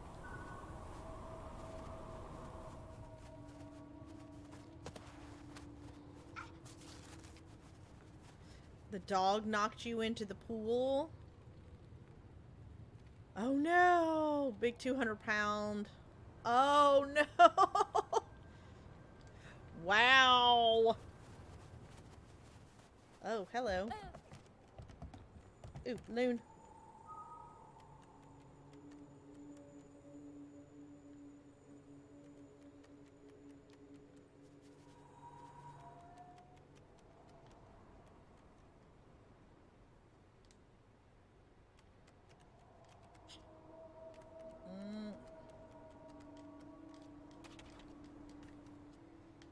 Oh! Oof.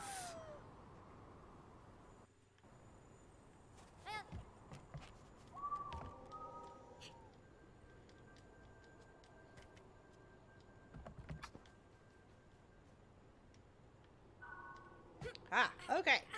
I'm getting it. I'm getting the hang of it. Don't you oof me. I'm getting the hang of it.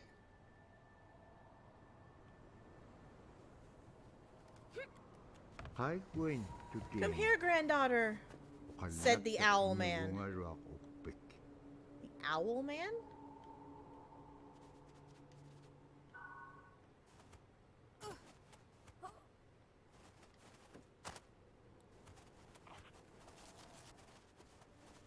Oh, the owl man. There's one of the scrimshaw pipes right there. Thought the girl. Because I have been watching over you. If I only had something, I could help you find the one who did this to your village.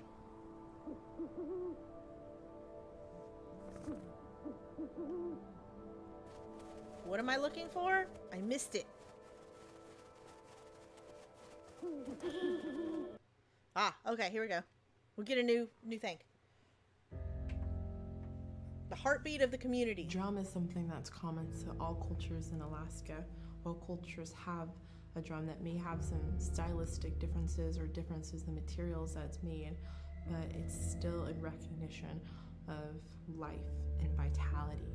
And the drum mirrors the heartbeat. And when you continue drumming soon, it will be in line with your heartbeat. That's what it's supposed to be, the heartbeat of the community, and it symbolizes vitality. And it's the most tremendous feeling to be in a room and to have one long row of all the drummers and to have that feeling of unity, everyone beating in harmony, the drum beat in unison. It's the most beautiful feeling. And to know that you're connected, you're on the land that you are connected to. And even if you grew up outside of the community, that which is in you comes from this area. And it's the greatest feeling.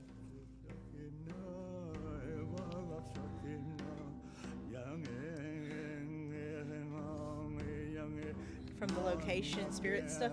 Well, I mean, that's sort of what it is. It's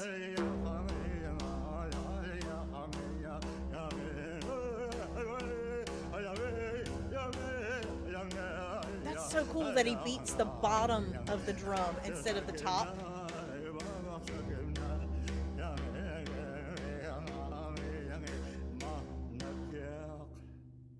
Man, I went at it and look what happens.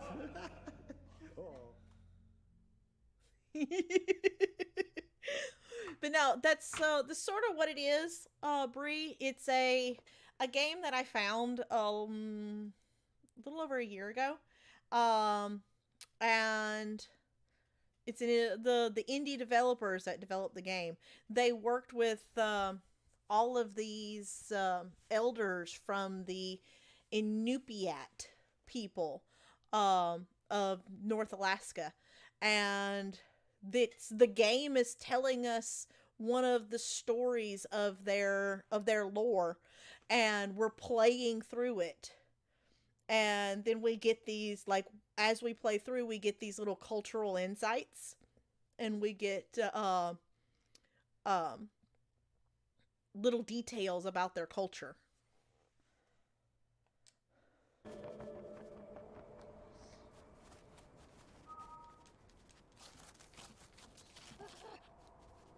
Lower rope.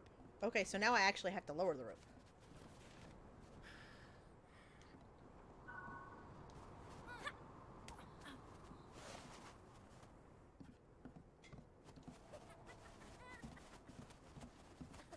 Ooh, it's one of the little goblin people.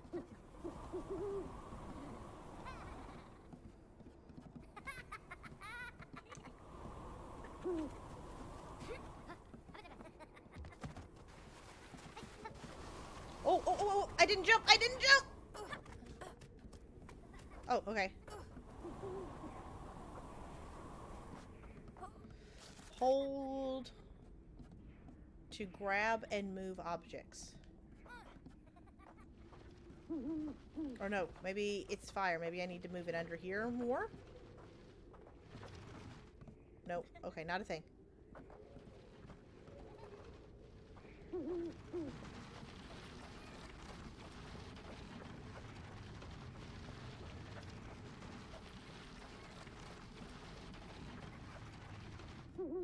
Or maybe I need to...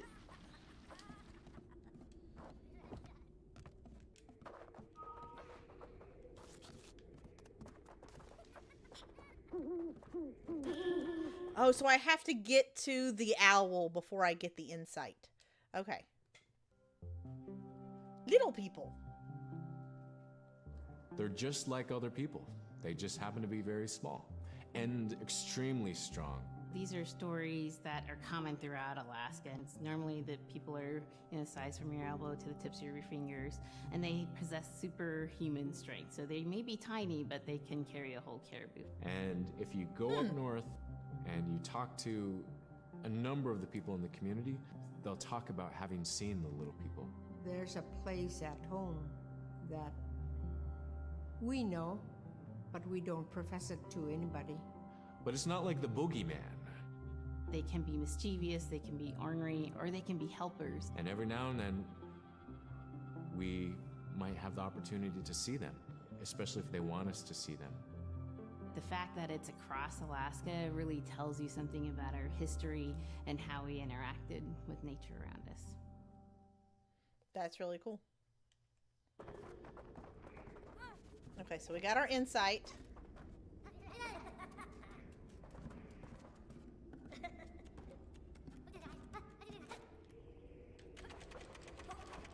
Oh, okay.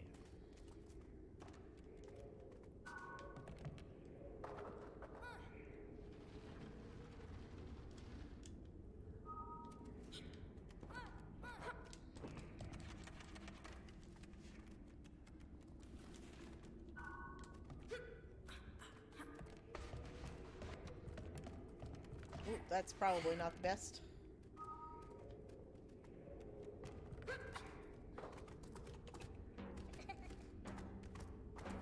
Their drumming was interrupted by the girl.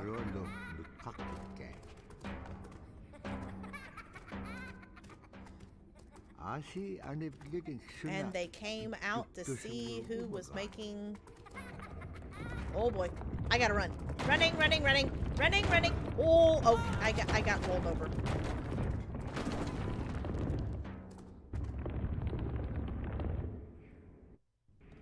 stubborn, mean-ish, mischievous.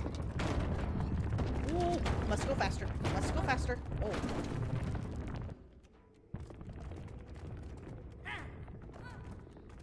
Woo!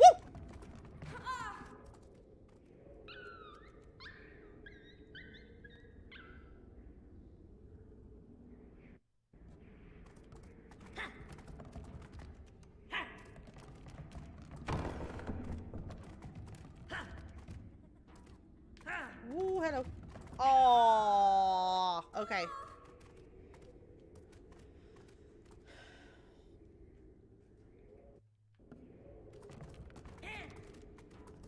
Throw it back there.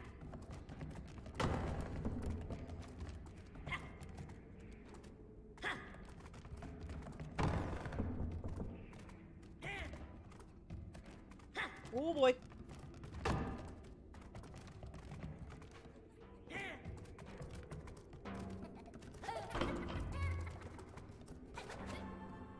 The girl outsmarted the little people and found the owl man's drum. Okay, so that's what we were looking for. Is we were looking for his drum. I didn't catch what we were supposed to be looking for.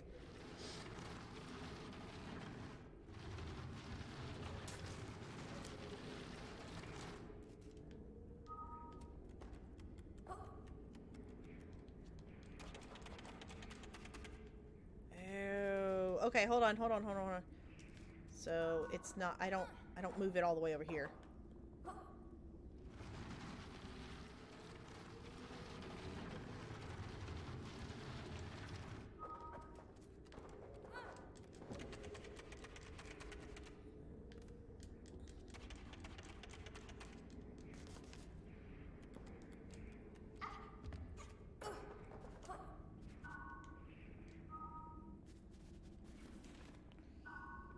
And then I move it over here. Okay. Kind of. Easily, you know, Chrissy says easily put off. I think, you know, just, you know, whenever I think ornery, I think, or well, the way it was always explained to me is like, oh, well, you know, he's just ornery. You know, sassy, stubborn.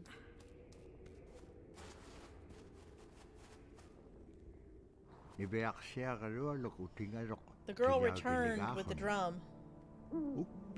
He was so happy and so proud of the girl. And for this, he had something for her. The owl man said, I have kept this safe for you.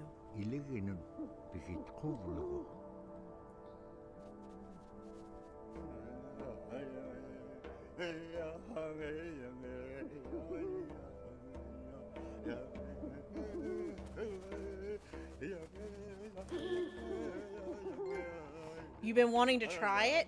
I am really enjoying it. There's not a ton of gameplay. I kind of wish that there was more, but it's like a playable documentary. And in that aspect, like if you are a person who likes seeking out knowledge and learning new things, absolutely recommend it.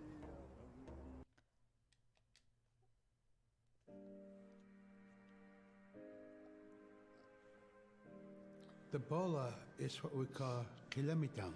And the kilometang is made out of braided sinew tied on to some heavy bone which you could twirl. In my case, we're catching ducks. When we're out whaling, sometimes the ducks start flying. And they're good for duck hunting.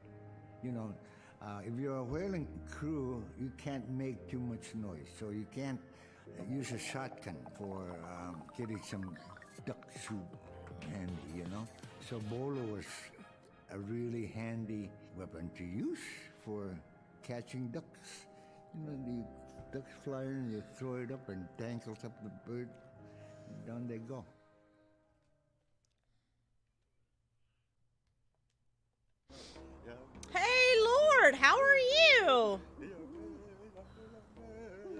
Oh, I remember you. You are the one that was from Tunisia.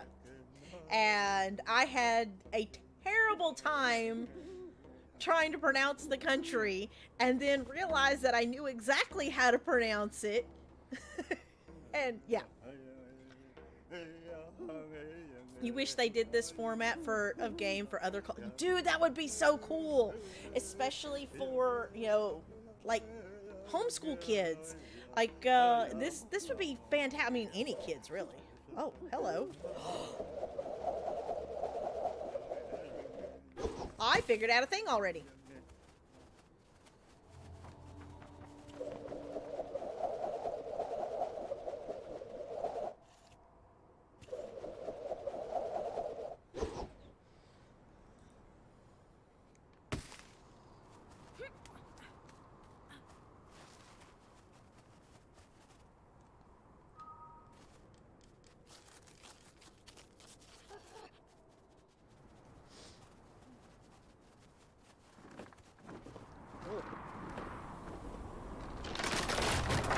Okay, well, that's a thing.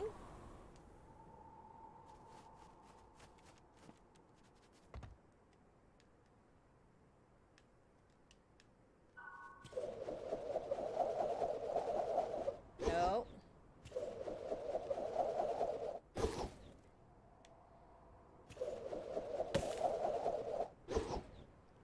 Okay. So, aiming sucks.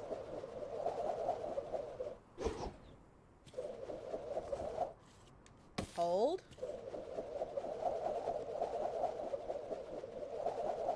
There. Okay. That's not what I was expecting at all. But alrighty then.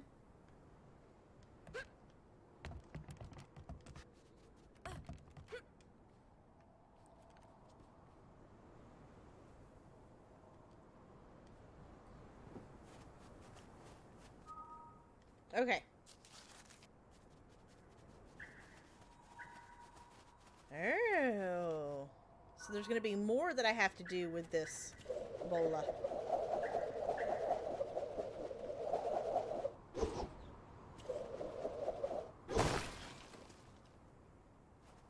Ooh, hello. I thought that there was an up. Okay. That little piece of snow kind of... yep, okay. Okay, that's fine.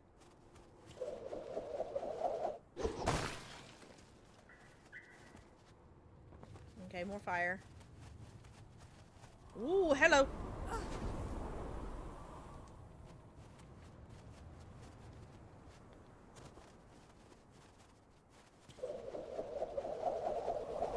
Ooh, go.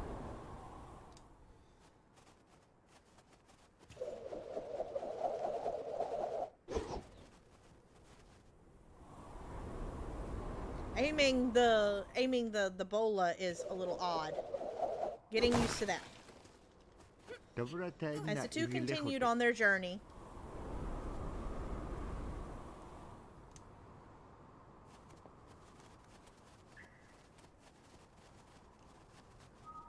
Oh, hello.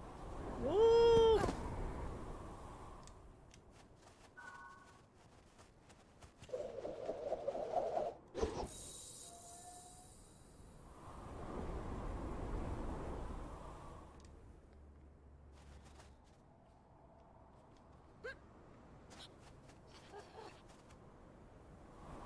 Okay. Doing stuff and things. Oh, there's a way under. Okay, okay, okay, okay, okay. Little fox.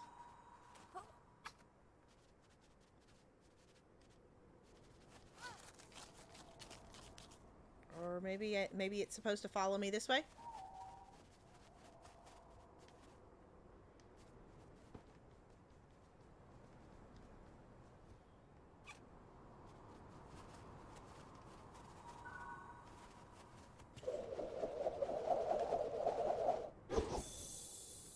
Aha! Stuff and things. Woo! Come on, little fox. Come here, little fox. No, not off the back. Up.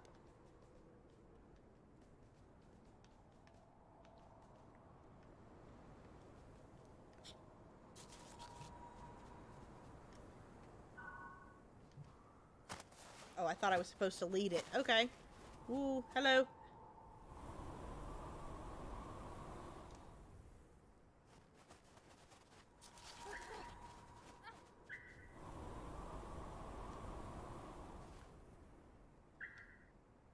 Oh, I'm not the right character.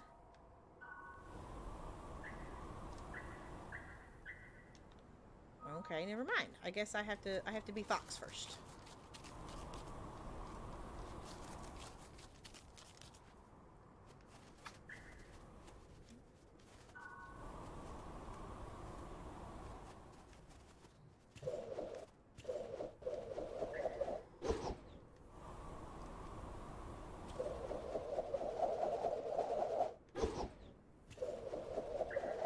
There we go. There we go.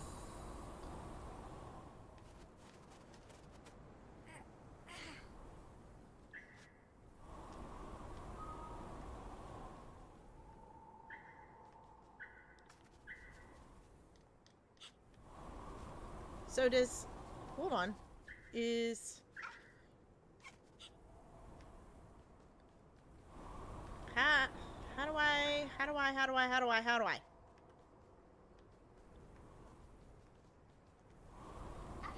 Ah, okay. I gotta use the wind. That's what it is. Okay. Got it. Got it.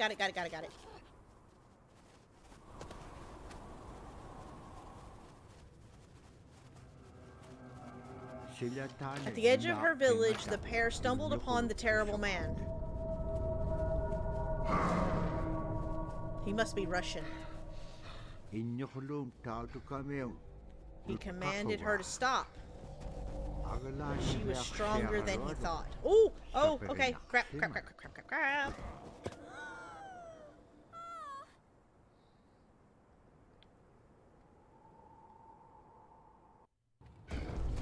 No, it's fine. It's fine. No worries at all.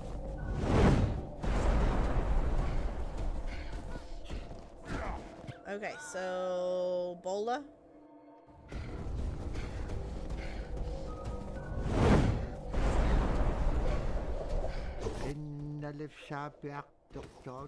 His rage only grew. Okay. So what am I supposed to do?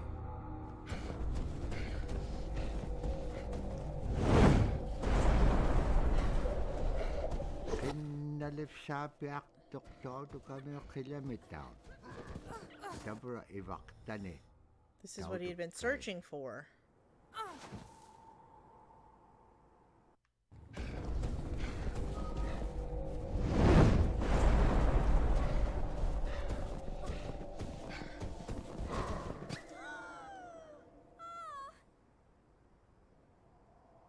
Okay.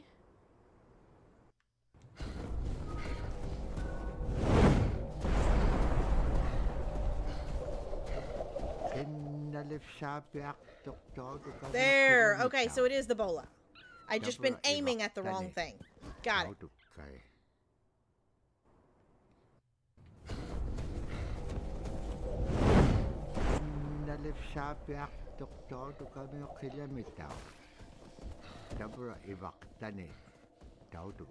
Okay, I missed what he said. Oh crap. Nope. Well, that's one way to break the ice.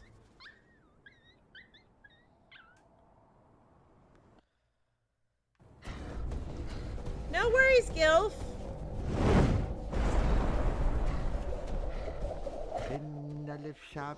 No! Oh, sassafras! Why are you laughing at me?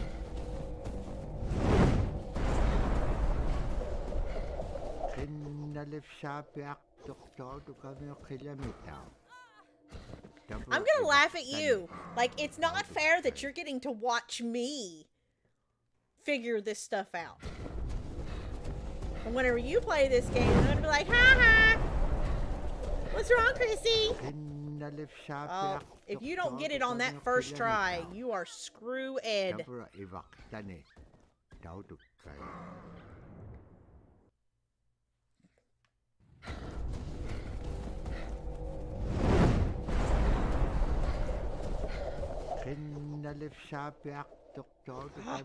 Come on. You've got to get, like, the tip of that. Which I'm yeah. Just all of that's what he said, she said jokes.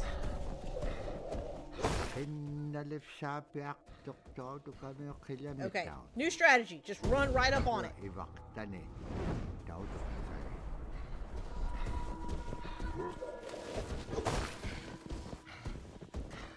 Don't go for distance, just... Running, running, running, running, running.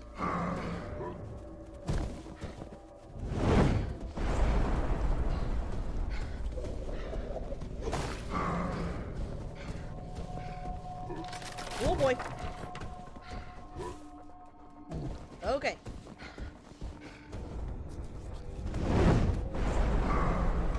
Give me the bola! No! Throw the bola! Throw the bola! No, Fox friend! I was doing better! Like, if you don't get it that first try, yeah, you're done. D-U-N. Give me the bola!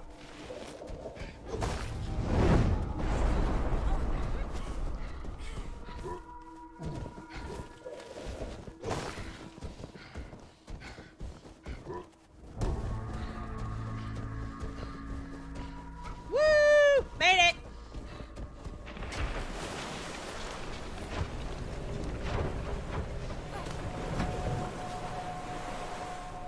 A narrow escape.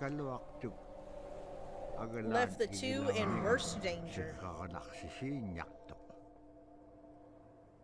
Bola expert. Yay! Following that, it stopped briefly and then became windy all over again. It was difficult to see anything in the blizzard. Okay, it's just Bola.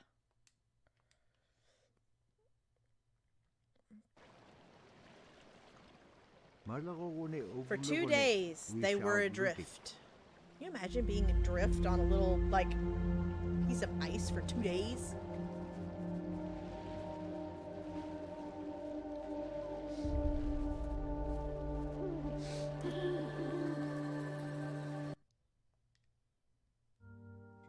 Stranded.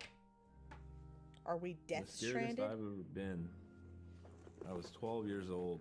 We floated out on a piece of ice while we were duck hunting. It was a bluebird day, just clear blue skies. And there was 3 of us, myself, my brother, and my dad. Next thing you know, we see this dark, dark shadow on the ice. We look and it goes behind us. So we all jumped up, startled, and my dad, he started running. We got back to the ridge there. The ice had fractured, cracked, and broke off, and we were floating away. We were drifting. It was close enough to where my dad would have made it. He stopped and he thought about throwing us across, and if one of us was on the other side, we would be split up. So he stopped, and he just so happened to have a cell phone on him. 911 didn't pick up. That's the worst feeling in the world right there. 911 did not pick up. So he left a message because they record their calls. Once he had relayed that information, his cell phone died. That was the scariest moment I've ever had in my life. We were floating away and I thought we were left for dead. He kept calm during this situation. He's bringing out everything positive in this case. You know, I'm crying, my brother's freaking out.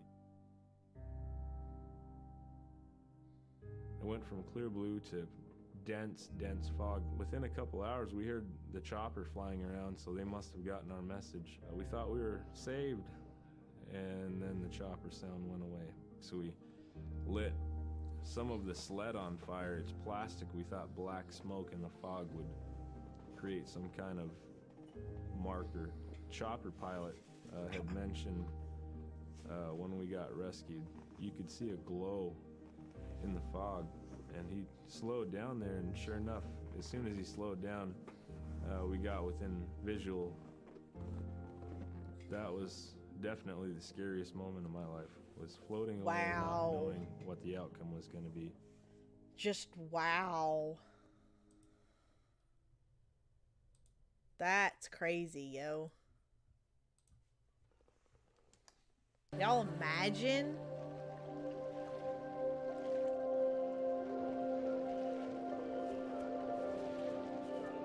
There. Okay. Are those seals? I'm assuming they're seals because this is north. So there's no penguins. Until finally reaching thick ice. I think is what it said. But it was so no cause for celebration. Can I use the bola? Ah, okay, cool. Hey, Hamish, how are you?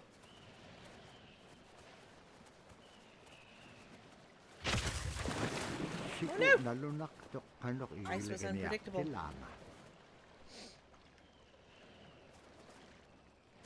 Ooh, hello. Ah! Aw! Crap.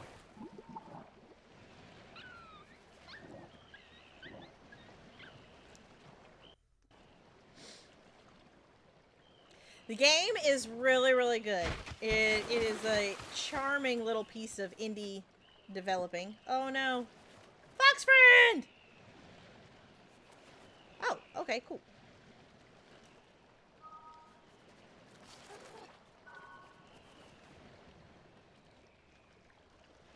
But no, it's almost like a playable documentary. Whereas like some games are playable movies, this is totally a playable documentary. You're playing through a folklore of the Inupiat people of northern Alaska. Woo, hello.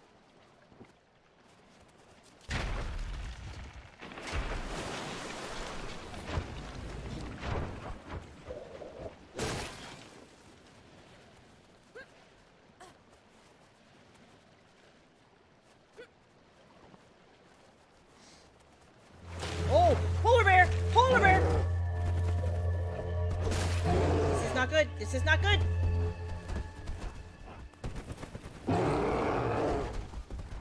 You shoo shoo. I poop you on the snoot. Ooh, friends.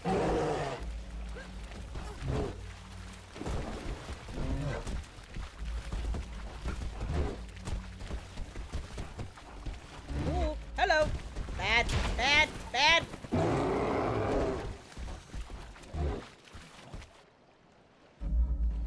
Oh, just wait. Like, this is an actual gameplay. Just wait. It gets better.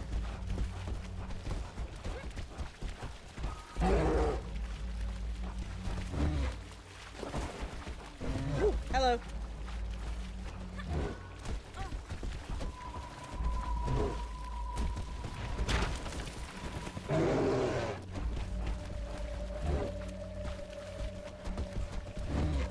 Oh boy. Oh boy.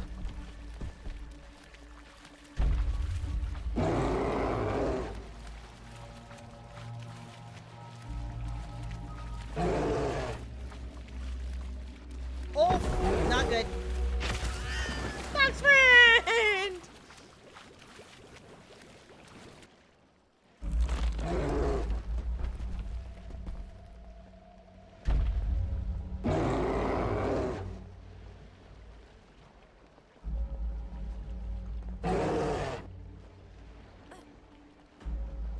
Ooh! Okay, not a thing. Somehow I have to get him. Okay. So what is it?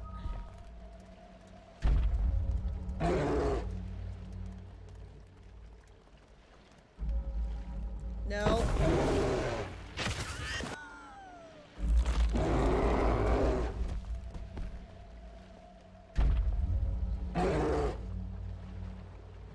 What is it?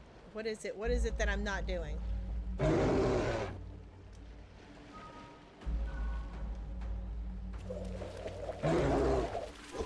Oh, okay, that's what I was. Oh, it's okay. That's it. Got it. Okay, so there's helpers. The helpers.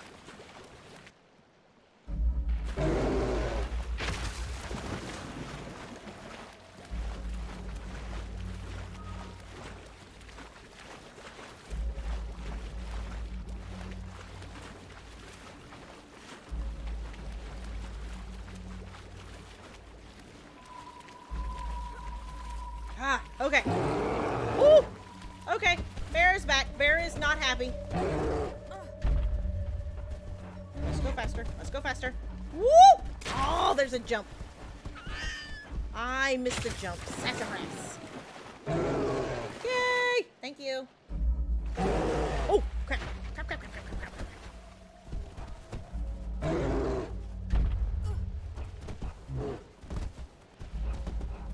Okay, slide.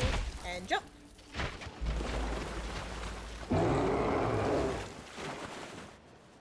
If you outsmart a polar bear, there is no time to relax. A hungry bear will not give up easily.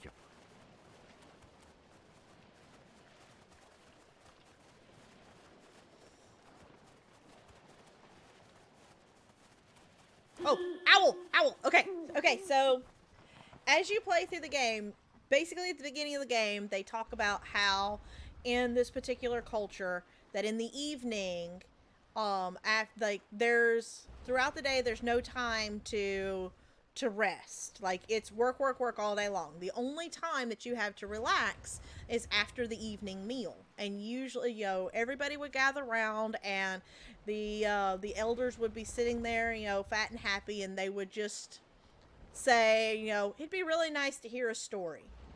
And someone would, or just very organically, just start telling a story. And so you're playing through the game as if someone is telling the story. And as you go through the game, you unlock these, or there's these owls along the path. And the owl lets you know that you have unlocked a cultural insight. So this is one of the cultural insights. And there's 24 of them throughout the game, and you get all of these little tidbits, all these little glimpses into the culture that help you understand what you're playing. So like this one back here is about scrimshaw, which is a carving that they did on like bone or on baleen that was depicted stories. And right after that we got a little tidbit in the game. There was a character that had a scrimshaw pipe. This one was about, you know, the Arctic fox and what it's like to live with them and how they sort of kind of keep them as pets, sort of. This one's about like the caribou skin clothing that they wore. You know, it's really, really cool. Okay, the one we just unlocked is this. No more thick ice. We're very much aware of the climate change.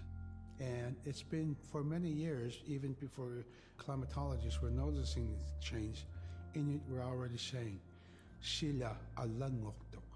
Our climate is changing. If the heat is going the way it is right now, for us it's going to be pretty bad. Different birds are coming, and they're coming earlier, and sometimes rain is more than what we want, because when there's more rain, we know it's going to melt the permafrost. In my time as a young whaler, when I was 9 years old, we're hunting from ice that was about 25 feet thick. And there was giant icebergs already floating, coming by. That was the first signs of a changing climate. Only 20 more minutes. Yay! Before was now moving. Now, here it is 50 years later, we're hunting whale from ice that's 18 inches thick. There's no more thick ice. It's creating a malfunction in our whaling season is what it is. Actually more than that, all seasons in general. I think we are more scientists than more people will realize. We have more knowledge of those things than people will ever know. Right.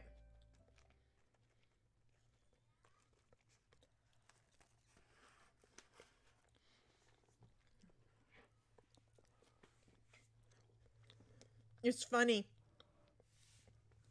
Like, I'm playing this game and I'm seeing so much of my papa in this game because so many times my papa would be like, oh, well, you do this. you know, this thing for whatever reason, blah, blah, blah, blah, blah. I'd be like, well, Papa, that's not right. You know, why would you do that, this, or the other? Science says this. And really they were saying the same things. But it's funny. Like, he knew what he was talking about long before science realized the same exact thing. The land was strange.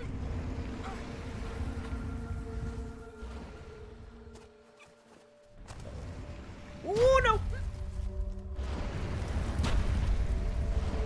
Oh!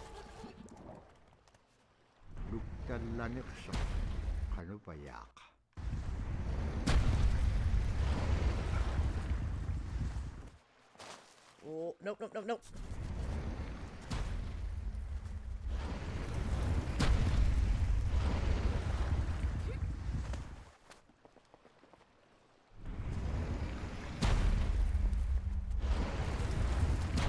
Oh, I didn't learn my lesson the first time. Okay.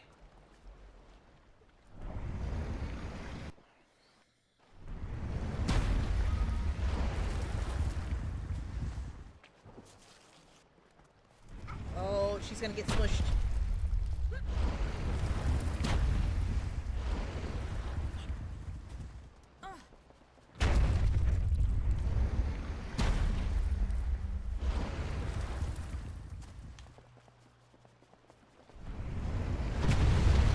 Oh boy.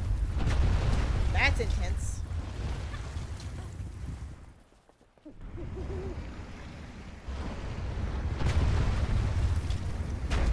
Aw, really? There's an owl up there and I want the owl.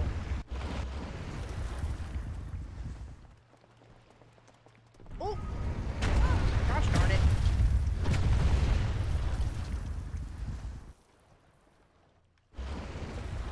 I want more story. I want more smart stuff. Oh, that's not. See, there's an owl up there.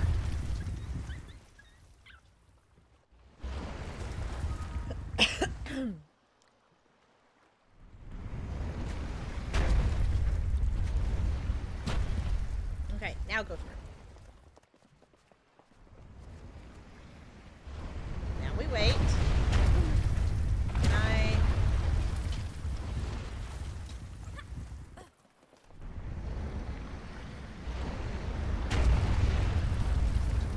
Aha! A girl and her Nanook.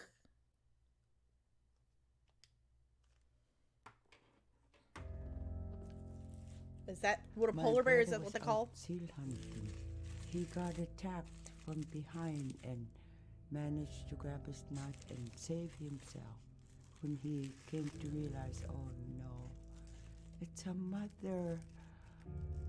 We've always known traditionally that we avoid killing a mother. It's always been sacred to us to protect them. He had to present himself to the council, and so he was given the job to mother the baby, and we kept it. Oh It got so big it went over the barricade one day and got to the dog food, and that was an indication that, brother better go teach it how to survive on its own. So he did. So he got to mother a polar bear. To the bear because I more or less grew up with it.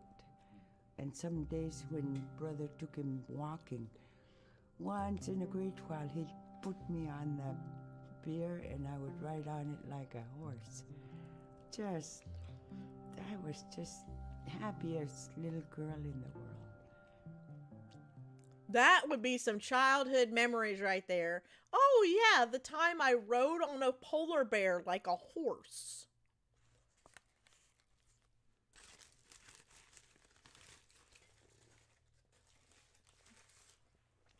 Wow.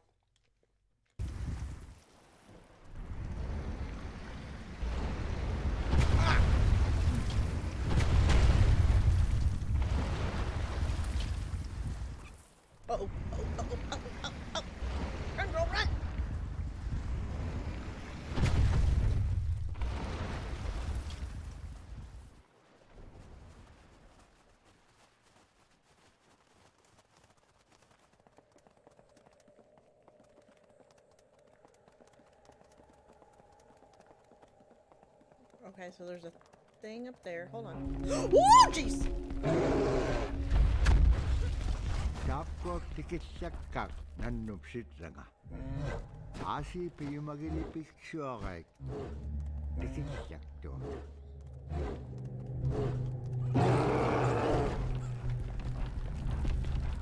Ooh, oh boy. Okay. So I have to do things.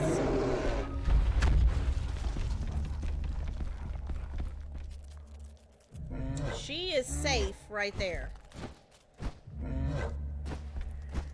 But the little fox, I've got to do...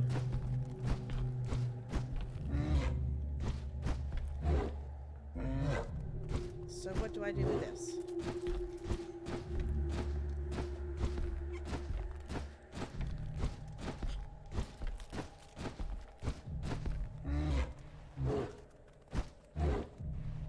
Oh! So eventually the polar bear can get up there. Got it.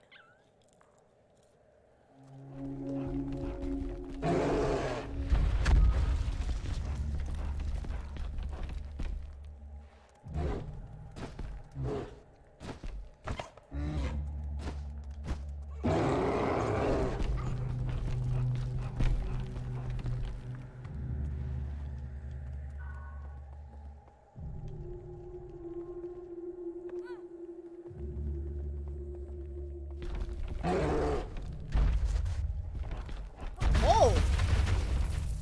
Okay, that's a thing.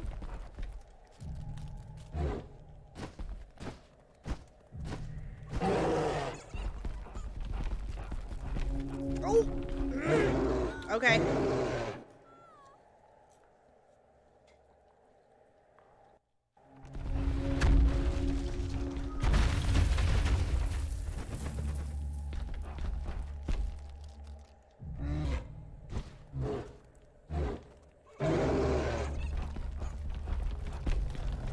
Oh, no!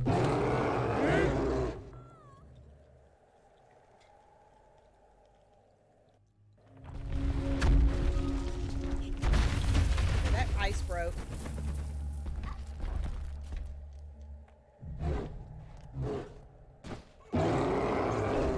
Oh, no, no, no! Jump, jump, jump! The controls are weird. Her computer died, so she's gonna get ice cream.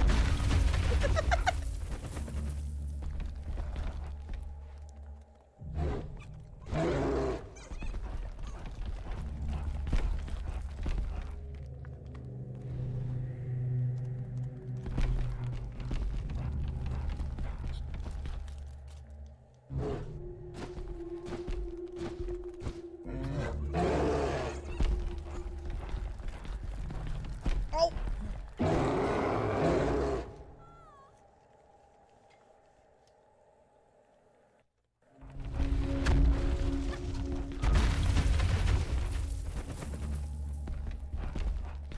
Okay, no, over here. Oh! I've got to jump.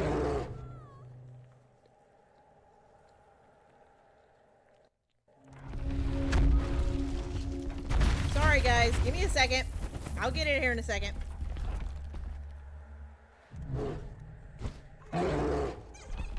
Oh, oh, oh, oh, oh, no, no.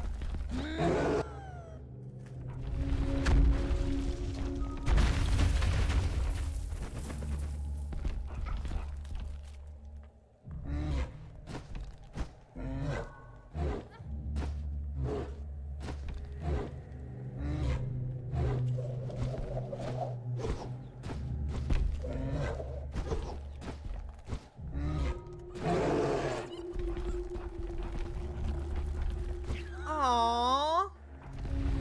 That's no fair.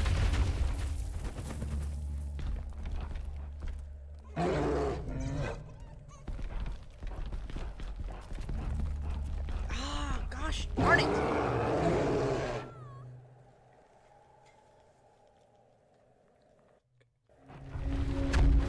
That like snow. You're funny, Hamish. Haha. Okay, I don't get it.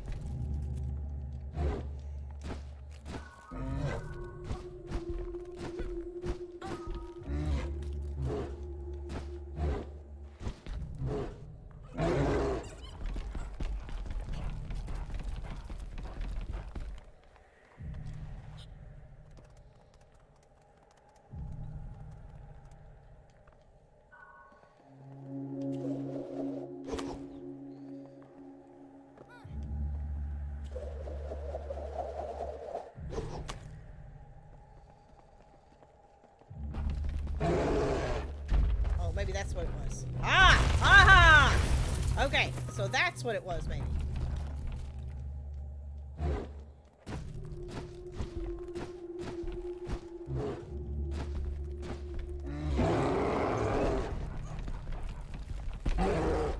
Okay, so what am I supposed to do here?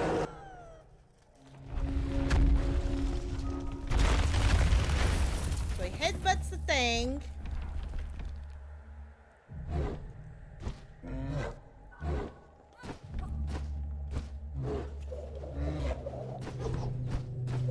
Use the bola.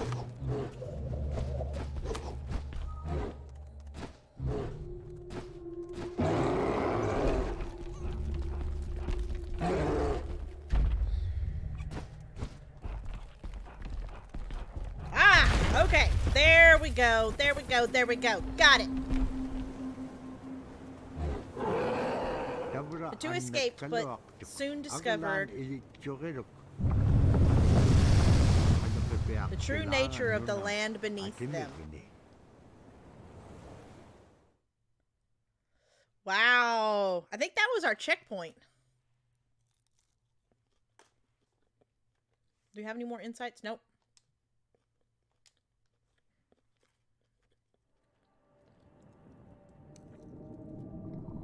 The girl and Fox fell into the water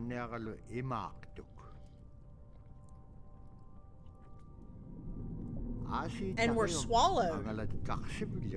It's Jonah and the whale. They were swept inside into the icy caves underwater. Gee, I wonder why they didn't drown. I bet we're about to find out. Although Kusayuka was a good hunter during clear weather, the blizzardy weather simply was not a time to hunt.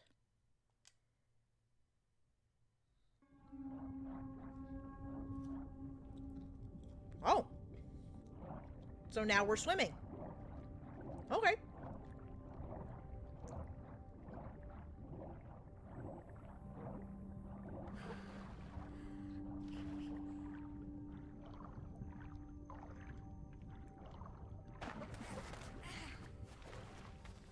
Okay. This looks like maybe not a thing. So now we can swim in the water. Got it. Ah, okay. So over here is the thing.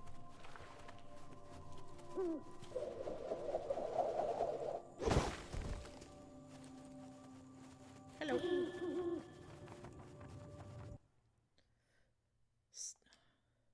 What's this? In, Arctic Alaska, hunting is a really important part of life. It's not just about going and shooting something, it's about going and putting food on the table. But more importantly, subsistence hunting isn't just about the insular family unit, it's about feeding the whole community. And I think that's one of the beautiful things about subsistence hunting in Alaska. I have one of those kind of knives. People go out. It's called an and ulu. They'll go get, fish, or they'll get a caribou, and they'll get, seals and whales. And one of the first things they'll do is they'll say, oh, I need to take this to the elders. This isn't just about one individual surviving or one family surviving, it's about the whole community. We didn't just go out and kill and put in a freezer. It's like a ritual that I learned from my parents. It's all about relationship. I don't know. I think there's a lot of camaraderie involved, and just being I know it out was on the whenever land I or was a being kid. out on the ocean. It's like getting back in tune. I'd rather be out there. To me, once I go out there, it's the world that I learn from.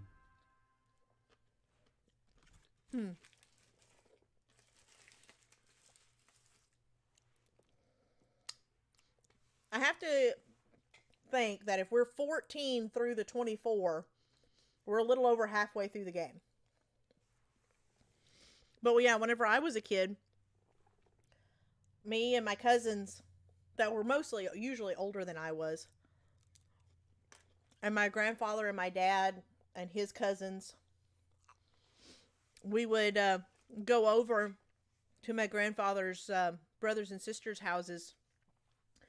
And there was a pond over at my Aunt Bonnie's house. And we would all go fishing. And there's also a big lake around. But we would go fishing. And like one of the brothers and sisters, because my grandfather was the baby of 8 kids. And by the time I came along, it was just him, an older brother, and an older sister that were still alive. But we would go fishing, and we would bring them back to my Aunt Bonnie. Like, just everybody would just bring whatever we caught back to her. And my papa and his brother, they would go out back, and they would scale all the fish, and they would fillet them up. And then my Aunt Bonnie and my Aunt Lena, which is my papa's sister, they would get the oil ready, and we would have a big fish fry. And it would just like, everybody would, just bring whatever they had. One house would bring like potato salad. Another house would bring baked beans. Some would bring like corn that came from their fields. Some would bring mashed potatoes, hush puppies. One of my cousins would come over, and like she'd just start patting out hush puppies and throw them in the skillet or in the oil too. It was fantastic. Oh.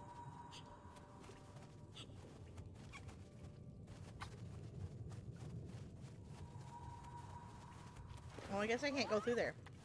Oh, wait. Hold on. Maybe I can swim.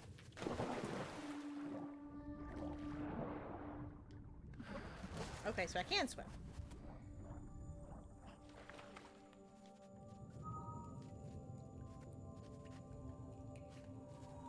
Can I not climb that?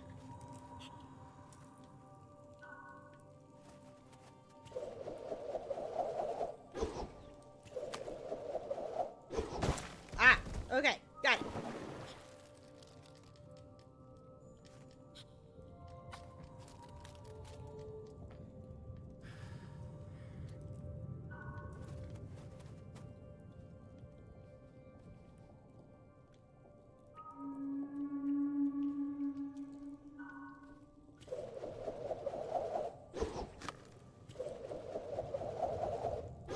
Ah.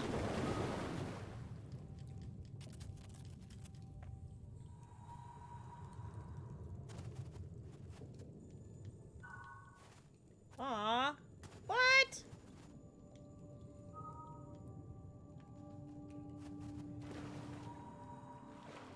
Okay, hold on. Let's do this again. Try this again. Get the girl on there.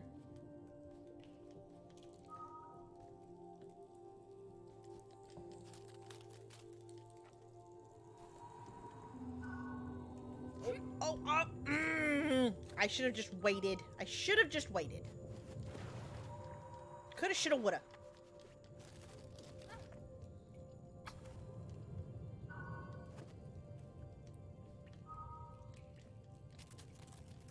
Ah, sassafras. Sassafras.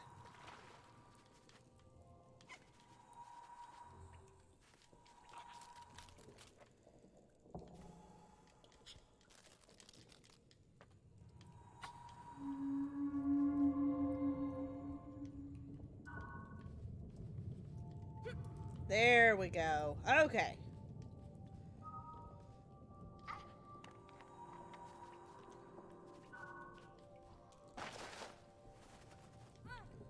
Okay, so what do we do now?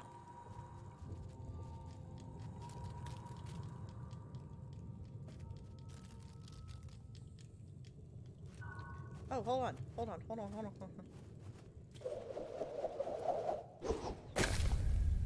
Oh boy, this is not gonna go well.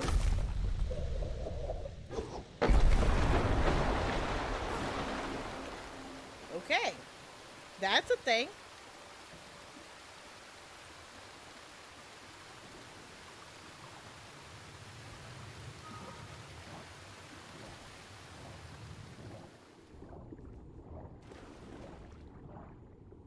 Oh, okay, so maybe we go back around to the other helper that was over here? Because this is all underwater now. Ah, okay.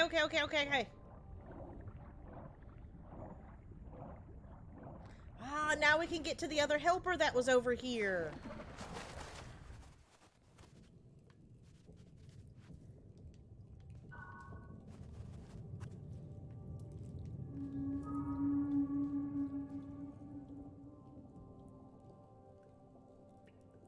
Nice. Good job, y'all. Y'all are getting way up there.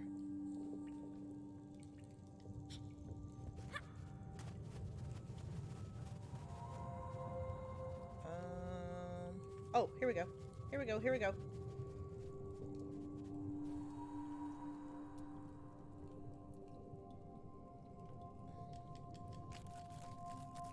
Oh.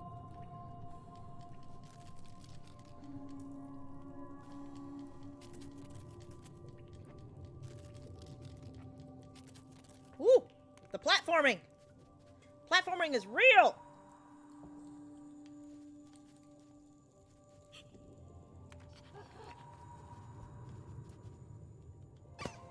Aw, really?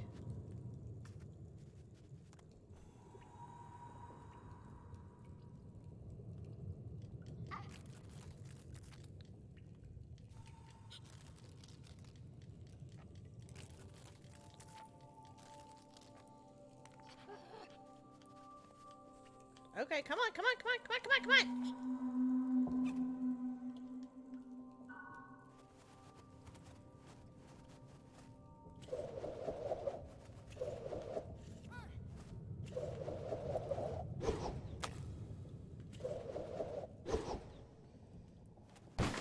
Oh, okay. Not exactly what I meant to do.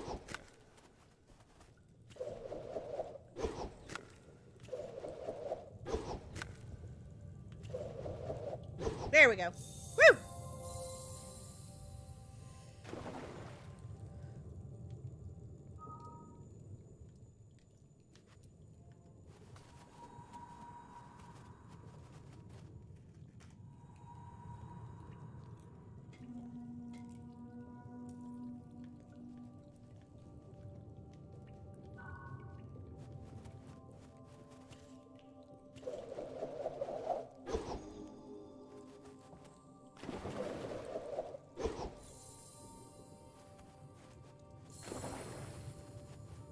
Oh.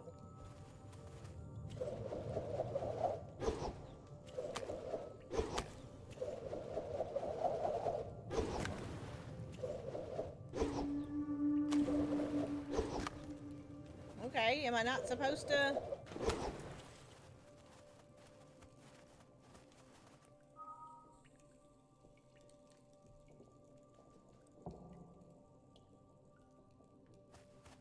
Oh, crap. Oh, okay.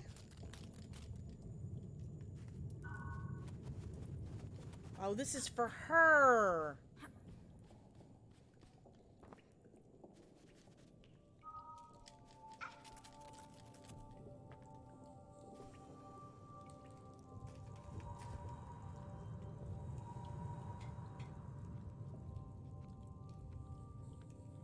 Okay, so is this...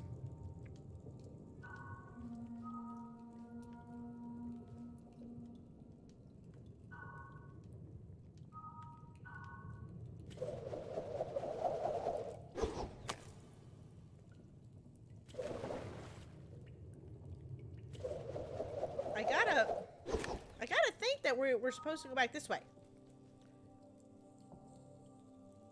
Ah, okay, okay, okay.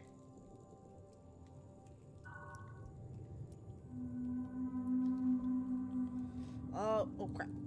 To jump back.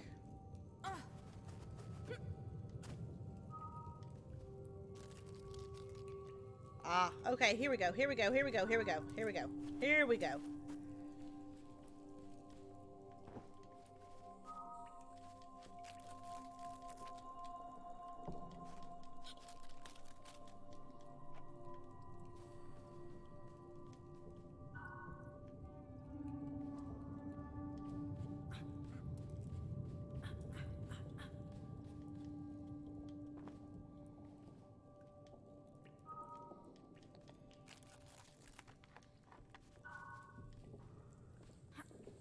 Woo! Hello!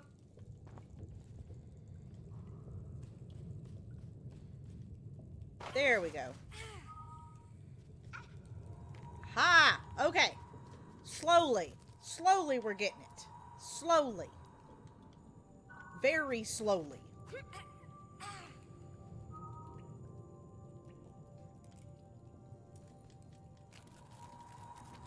Hey! Where'd you go? Oh! Oh, I didn't commit. I didn't commit.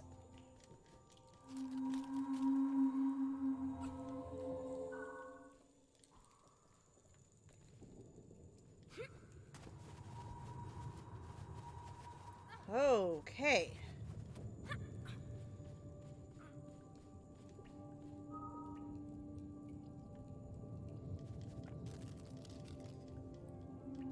Oh, see, if I had known that I could leave her there...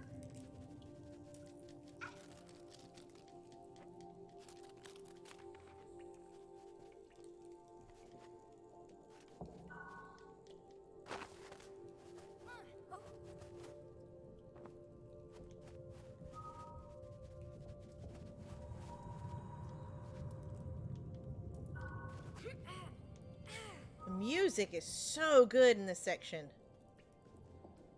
Like, very ethereal. Which I think is probably the point.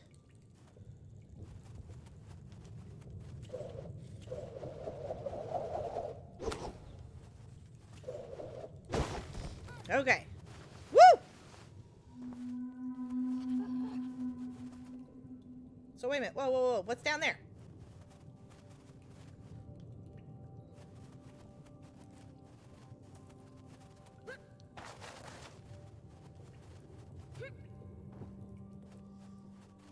Oh, okay.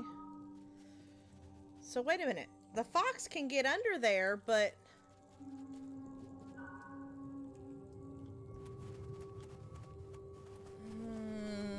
Okay, so we're gonna have to go down first.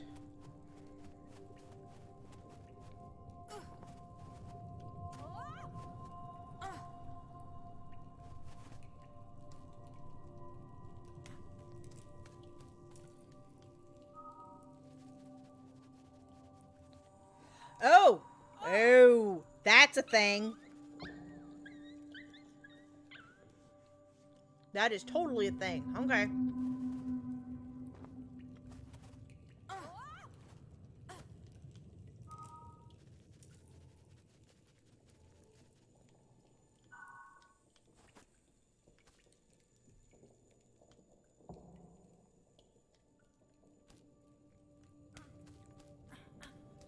Is that hair or is that in hand? I think it's a hand. I think I'm swinging on their arm. Woo!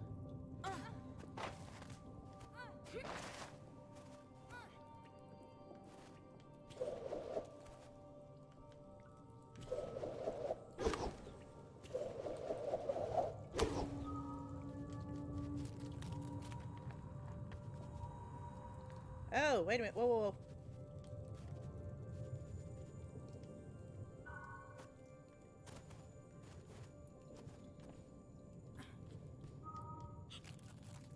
This is really cool.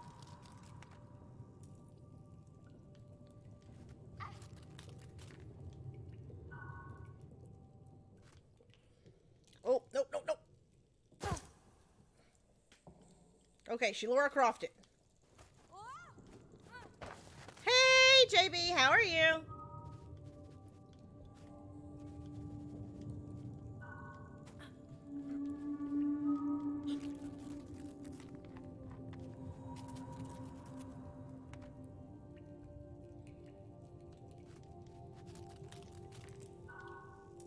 There we go. There we go. Okay. Did a thing. Did a thing.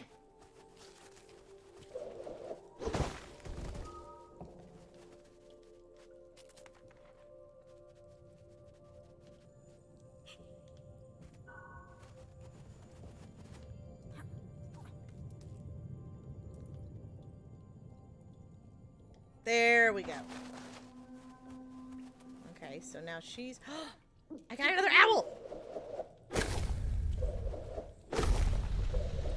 But I wanted the apple! Okay, there we go. There we go. Woo!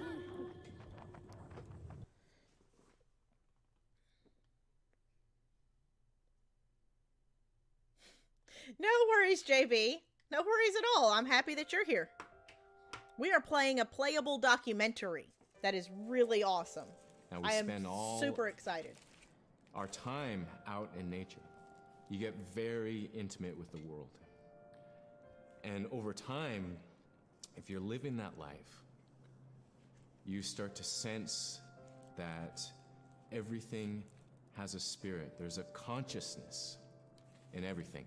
Everything is alive. If everything is alive, then we want to respect it. And if we're going to use it, we want to use it respectfully. What I try to tell my nephews and nieces, you know, you love to hunt, you have to take care of the animals that you catch, preparing the food and eating the food. Hey, Grand Star, welcome. Water provides you. The ice brings you life. It provides all those things that you need to be a part of your life. That was something I grew up with. I grew up respecting the animals. I grew up respecting the land.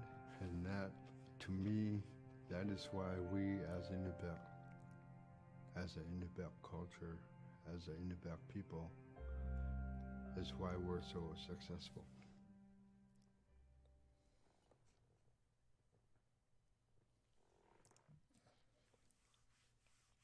No, it's not late. Your wizard is never late, nor is he early. He arrives precisely when he means to.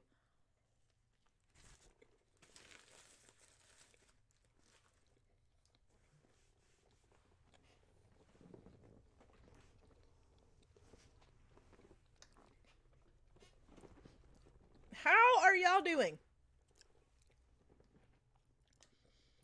Yeah, I am loving that same exact thing, Leonardo. They did such a good job blending, like, video documentaries with, like, actual gameplay.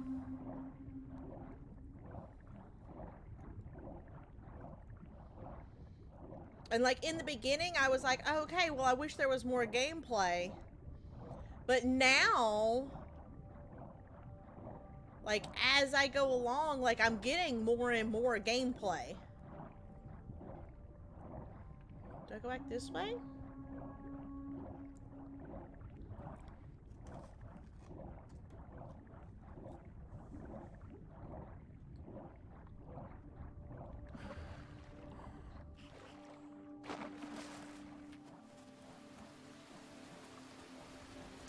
Okay, so do I go over here?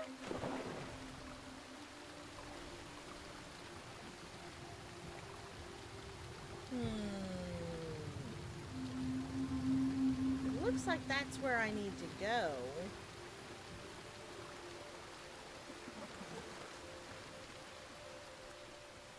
No, I guess it's over here. Ooh, did not commit to that jump. Not at all.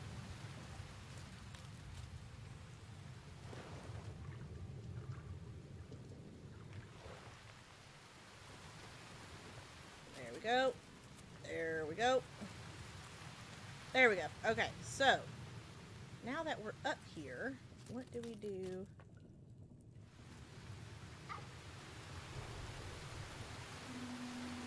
Ah, okay. There we go. That's what it is.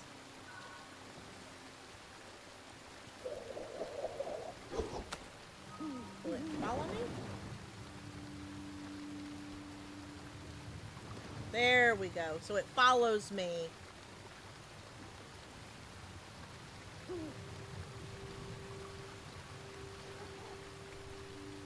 So that one was just being a goober.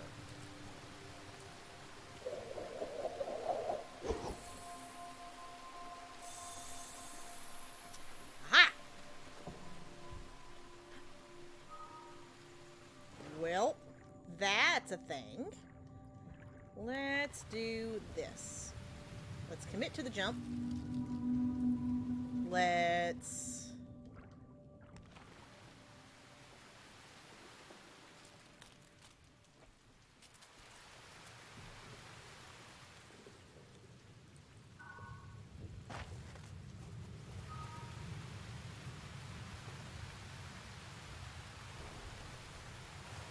Aha! And now we get another owl.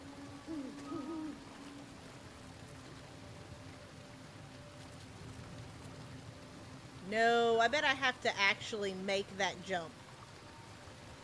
I bet that's what it is.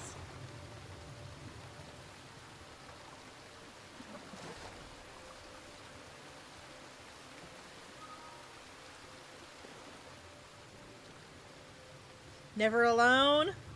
I got y'all? Really? How are you, Giggle?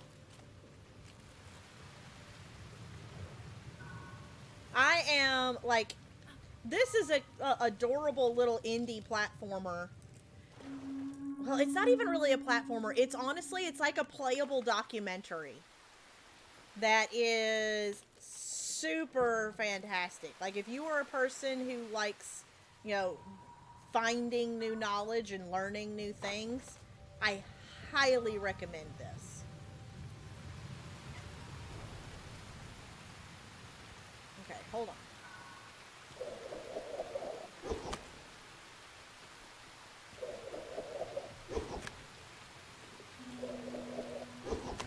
I am sucking it. There we go.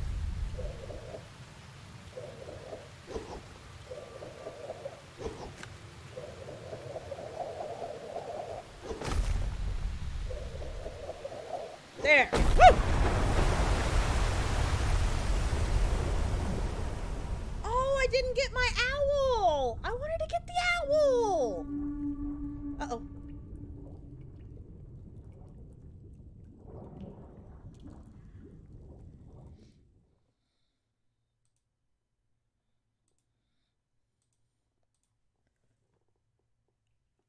Doing all that, how are things? Again, like I said, this game is so good.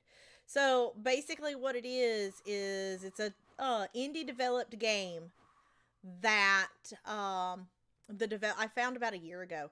The developers went out and sought out the elders of the Inupiat tribe people in northern Alaska, and have spent time with them learning their stories and everything. And you play through one of the stories in their lore, and as if like one of the elders is telling you the story, and you're playing through as the character in the story. And as you go along the story, you unlock these cultural insights. The whole game is only like 4 hours long, but so far it is just so good. And I think this is actually a checkpoint, which is great because it's right at 8 o'clock and it's about time for me to raid, honestly, because Murphy has got to, I think Murphy is streaming later tonight. I'm not for sure, but, there's 24 insights and we're 15 through. So I think we're a little over halfway through the game. So it might the rest of this game might last tomorrow. And then there's like an hour long DLC. So we'll see how long it lasts.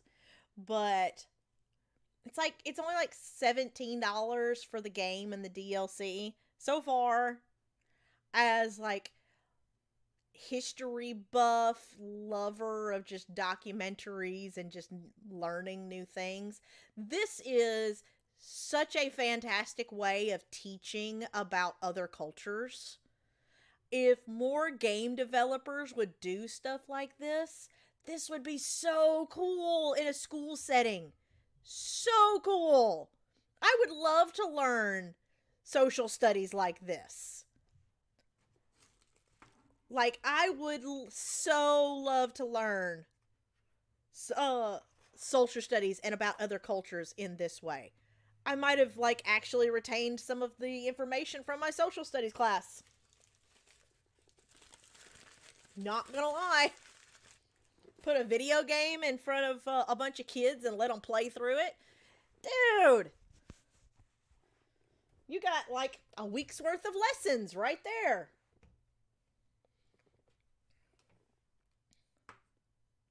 Okay, does it auto-save?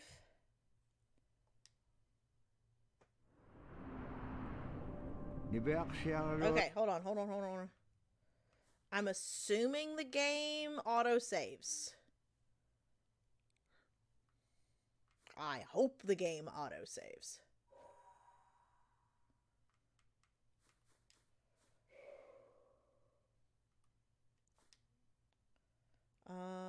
All progress since your last save will be lost. Oh, okay. So there is save points.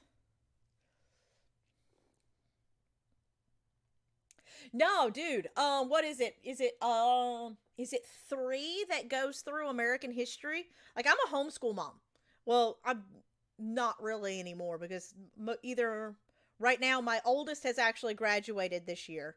And then my 2 middles actually are going to a private school, and then my youngest 2 aren't old enough for school yet.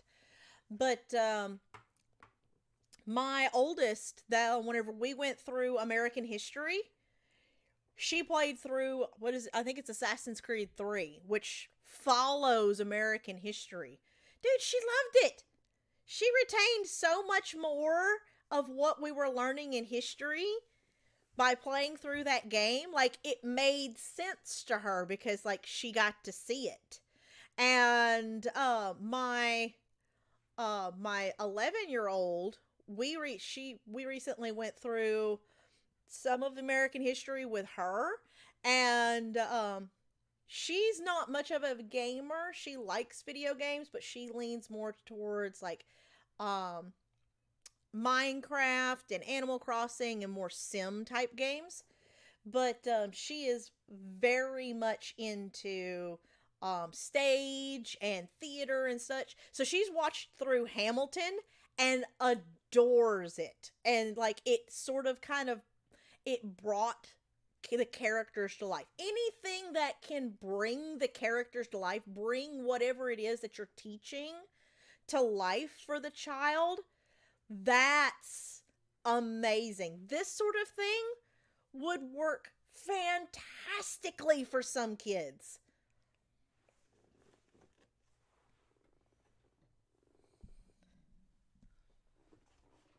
Like, this would be so cool. Oh. There we go. Like, I had been watching this game for about a year, hoping that it might go on sale. But seeing it now, I'm actually really glad that I paid full price for it. That way, like, as much money as supposed to goes to the developers of the game and all of that. Because this is so good. I am, even if the game only lasts for like 2 or 3 streams, I am still 100% okay with this investment. I wish that it was, the only thing is I wish that it was physical copy. It only came out digitally. That is my one beef, is it only came out digitally.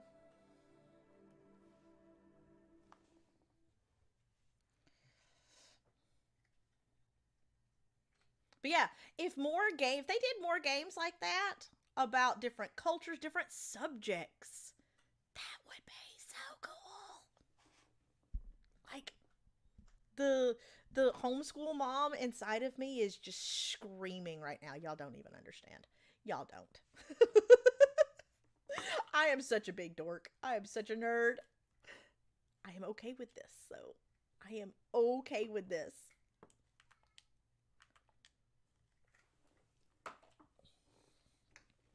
Okay, let me switch this over. How many people do we have here? Holy crap, we have 28 likes, guys. That is awesome. Thank you. We have 9 people watching, though. That could totally make somebody's day. We could totally make somebody's day. Right, Hamish? It was that, like, kind of 2.5D to where, like, you move side to side. You side scroll, but there's stuff that goes on in the background sometimes and, like, comes forward. So, yeah, I am thoroughly enjoying it. A little nerd in us. I mean, I have a lot of nerd. It's okay. I'm not a gamer. I'm not a gamer. But I am 100% a nerd. And I am okay with this. Okay, so we have a couple of options. Totally agree with Geeks. We have a couple of options. We have we have a couple people playing Pokemon. We have Super Mario RPG, Legend of the Seven Stars. We have Persona 4. We have Resident Evil Revelations.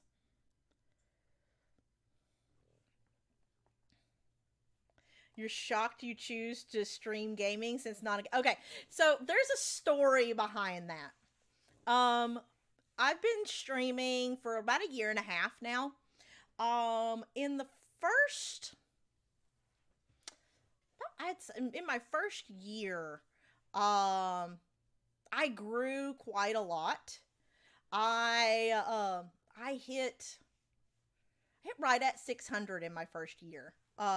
Going from about 50 subscribers to about 600 in that first year time frame. And one of the first real hardcore trolly comments I got on a video was a really and actually it was like the first one that actually like kind of hurt my feelings. Because I mean, being a girl gamer, I get nasty comments all the time. Whatever. I don't care. I am secure enough in the person that I am. Like, I'm a 36-year-old mom. I am secure enough in the person that I am that I really don't give a crap what anybody thinks about me. But the first one that actually really kind of hurt my feelings said something along the lines of that I wasn't a gamer. Girls aren't gamers. Girls are holes just waiting to be filled. There was a lot more to it. It brought a really close friend of mine into it and my husband into it. But the nasty part of it was that girls aren't gamers. They're just holes waiting to be filled. And yeah. So it's now a big joke that I'm not a real gamer. Even though my first year streaming, I started and finished on stream like 22 games. And, you know, got all of these subs and all of this kind of stuff. But I'm not a real gamer. I'm not. So it's just an ongoing joke. Oh, yeah. I can't hear the sarcasm at all. Like... sarcasm, I speak 2 languages. Well, I speak 3 languages, English and bad English. But I also speak fluent sarcasm. So I got you. Let's see, what was it? What was it that Luigi said?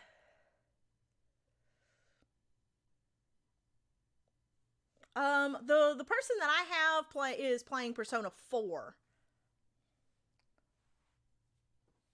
I have, like I said, I have Persona 4, I have Super Mario RPG, Pokemon, and Resident Evil Revelations. Are we interested in any of those? If y'all don't care, I'll just pick.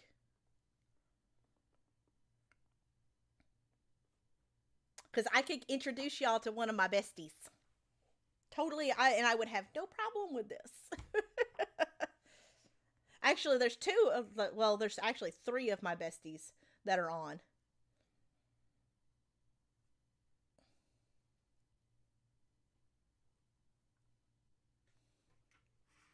Anything is good for you? Okay. Excuse me. Good with anything. Ah! Why y'all gotta make me choose? I'm a chick. Chicks don't choose well. Actually, I don't. I choose fairly well. I want to go... Where have I been recently? Where's my raid thing? I've been there recently. Okay. The farthest one back is this one. So we'll raid over here. I haven't been to this person in the longest, and they only have 8 people. So we could nearly double their chat size, which is super awesome. Do that. Okay. Got that. Put that there. Okay. Thank you guys so much for hanging out with me and like totally nerding out with me, because I really am loving this game so much. Next week we're probably going to start Spider-Man, and play through that, and then it'll probably be Detroit Become Human after that one. But thank you guys. Thank you for hanging out. Slaterman, thank you for the donation, the very kind donation. But most of all, thank you for your time. Time is a precious commodity. You can always make more money. You can buy bigger houses, better cars, more stuff, more games, but you can't ever make more time. And y'all chose to spend that with me. And that really, really does mean so much more than y'all realize. So let's take the love that y'all have been showing to me and take it somewhere else and smash their like button. And if you like what you see, make sure to hit that subscribe button and ding that bell.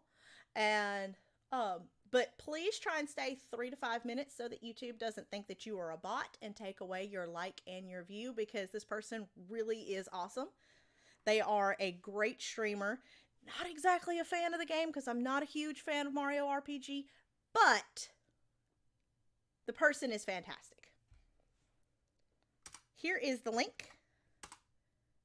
We're going to go visit my friend K-Fresh. He is so cool. If you've ever seen the Spyro that I made, he is the one that I made it for, and I'm sure if you asked him, he would 100% show you the Spyro, because I gotta say, I am kind of partial to the Spyro.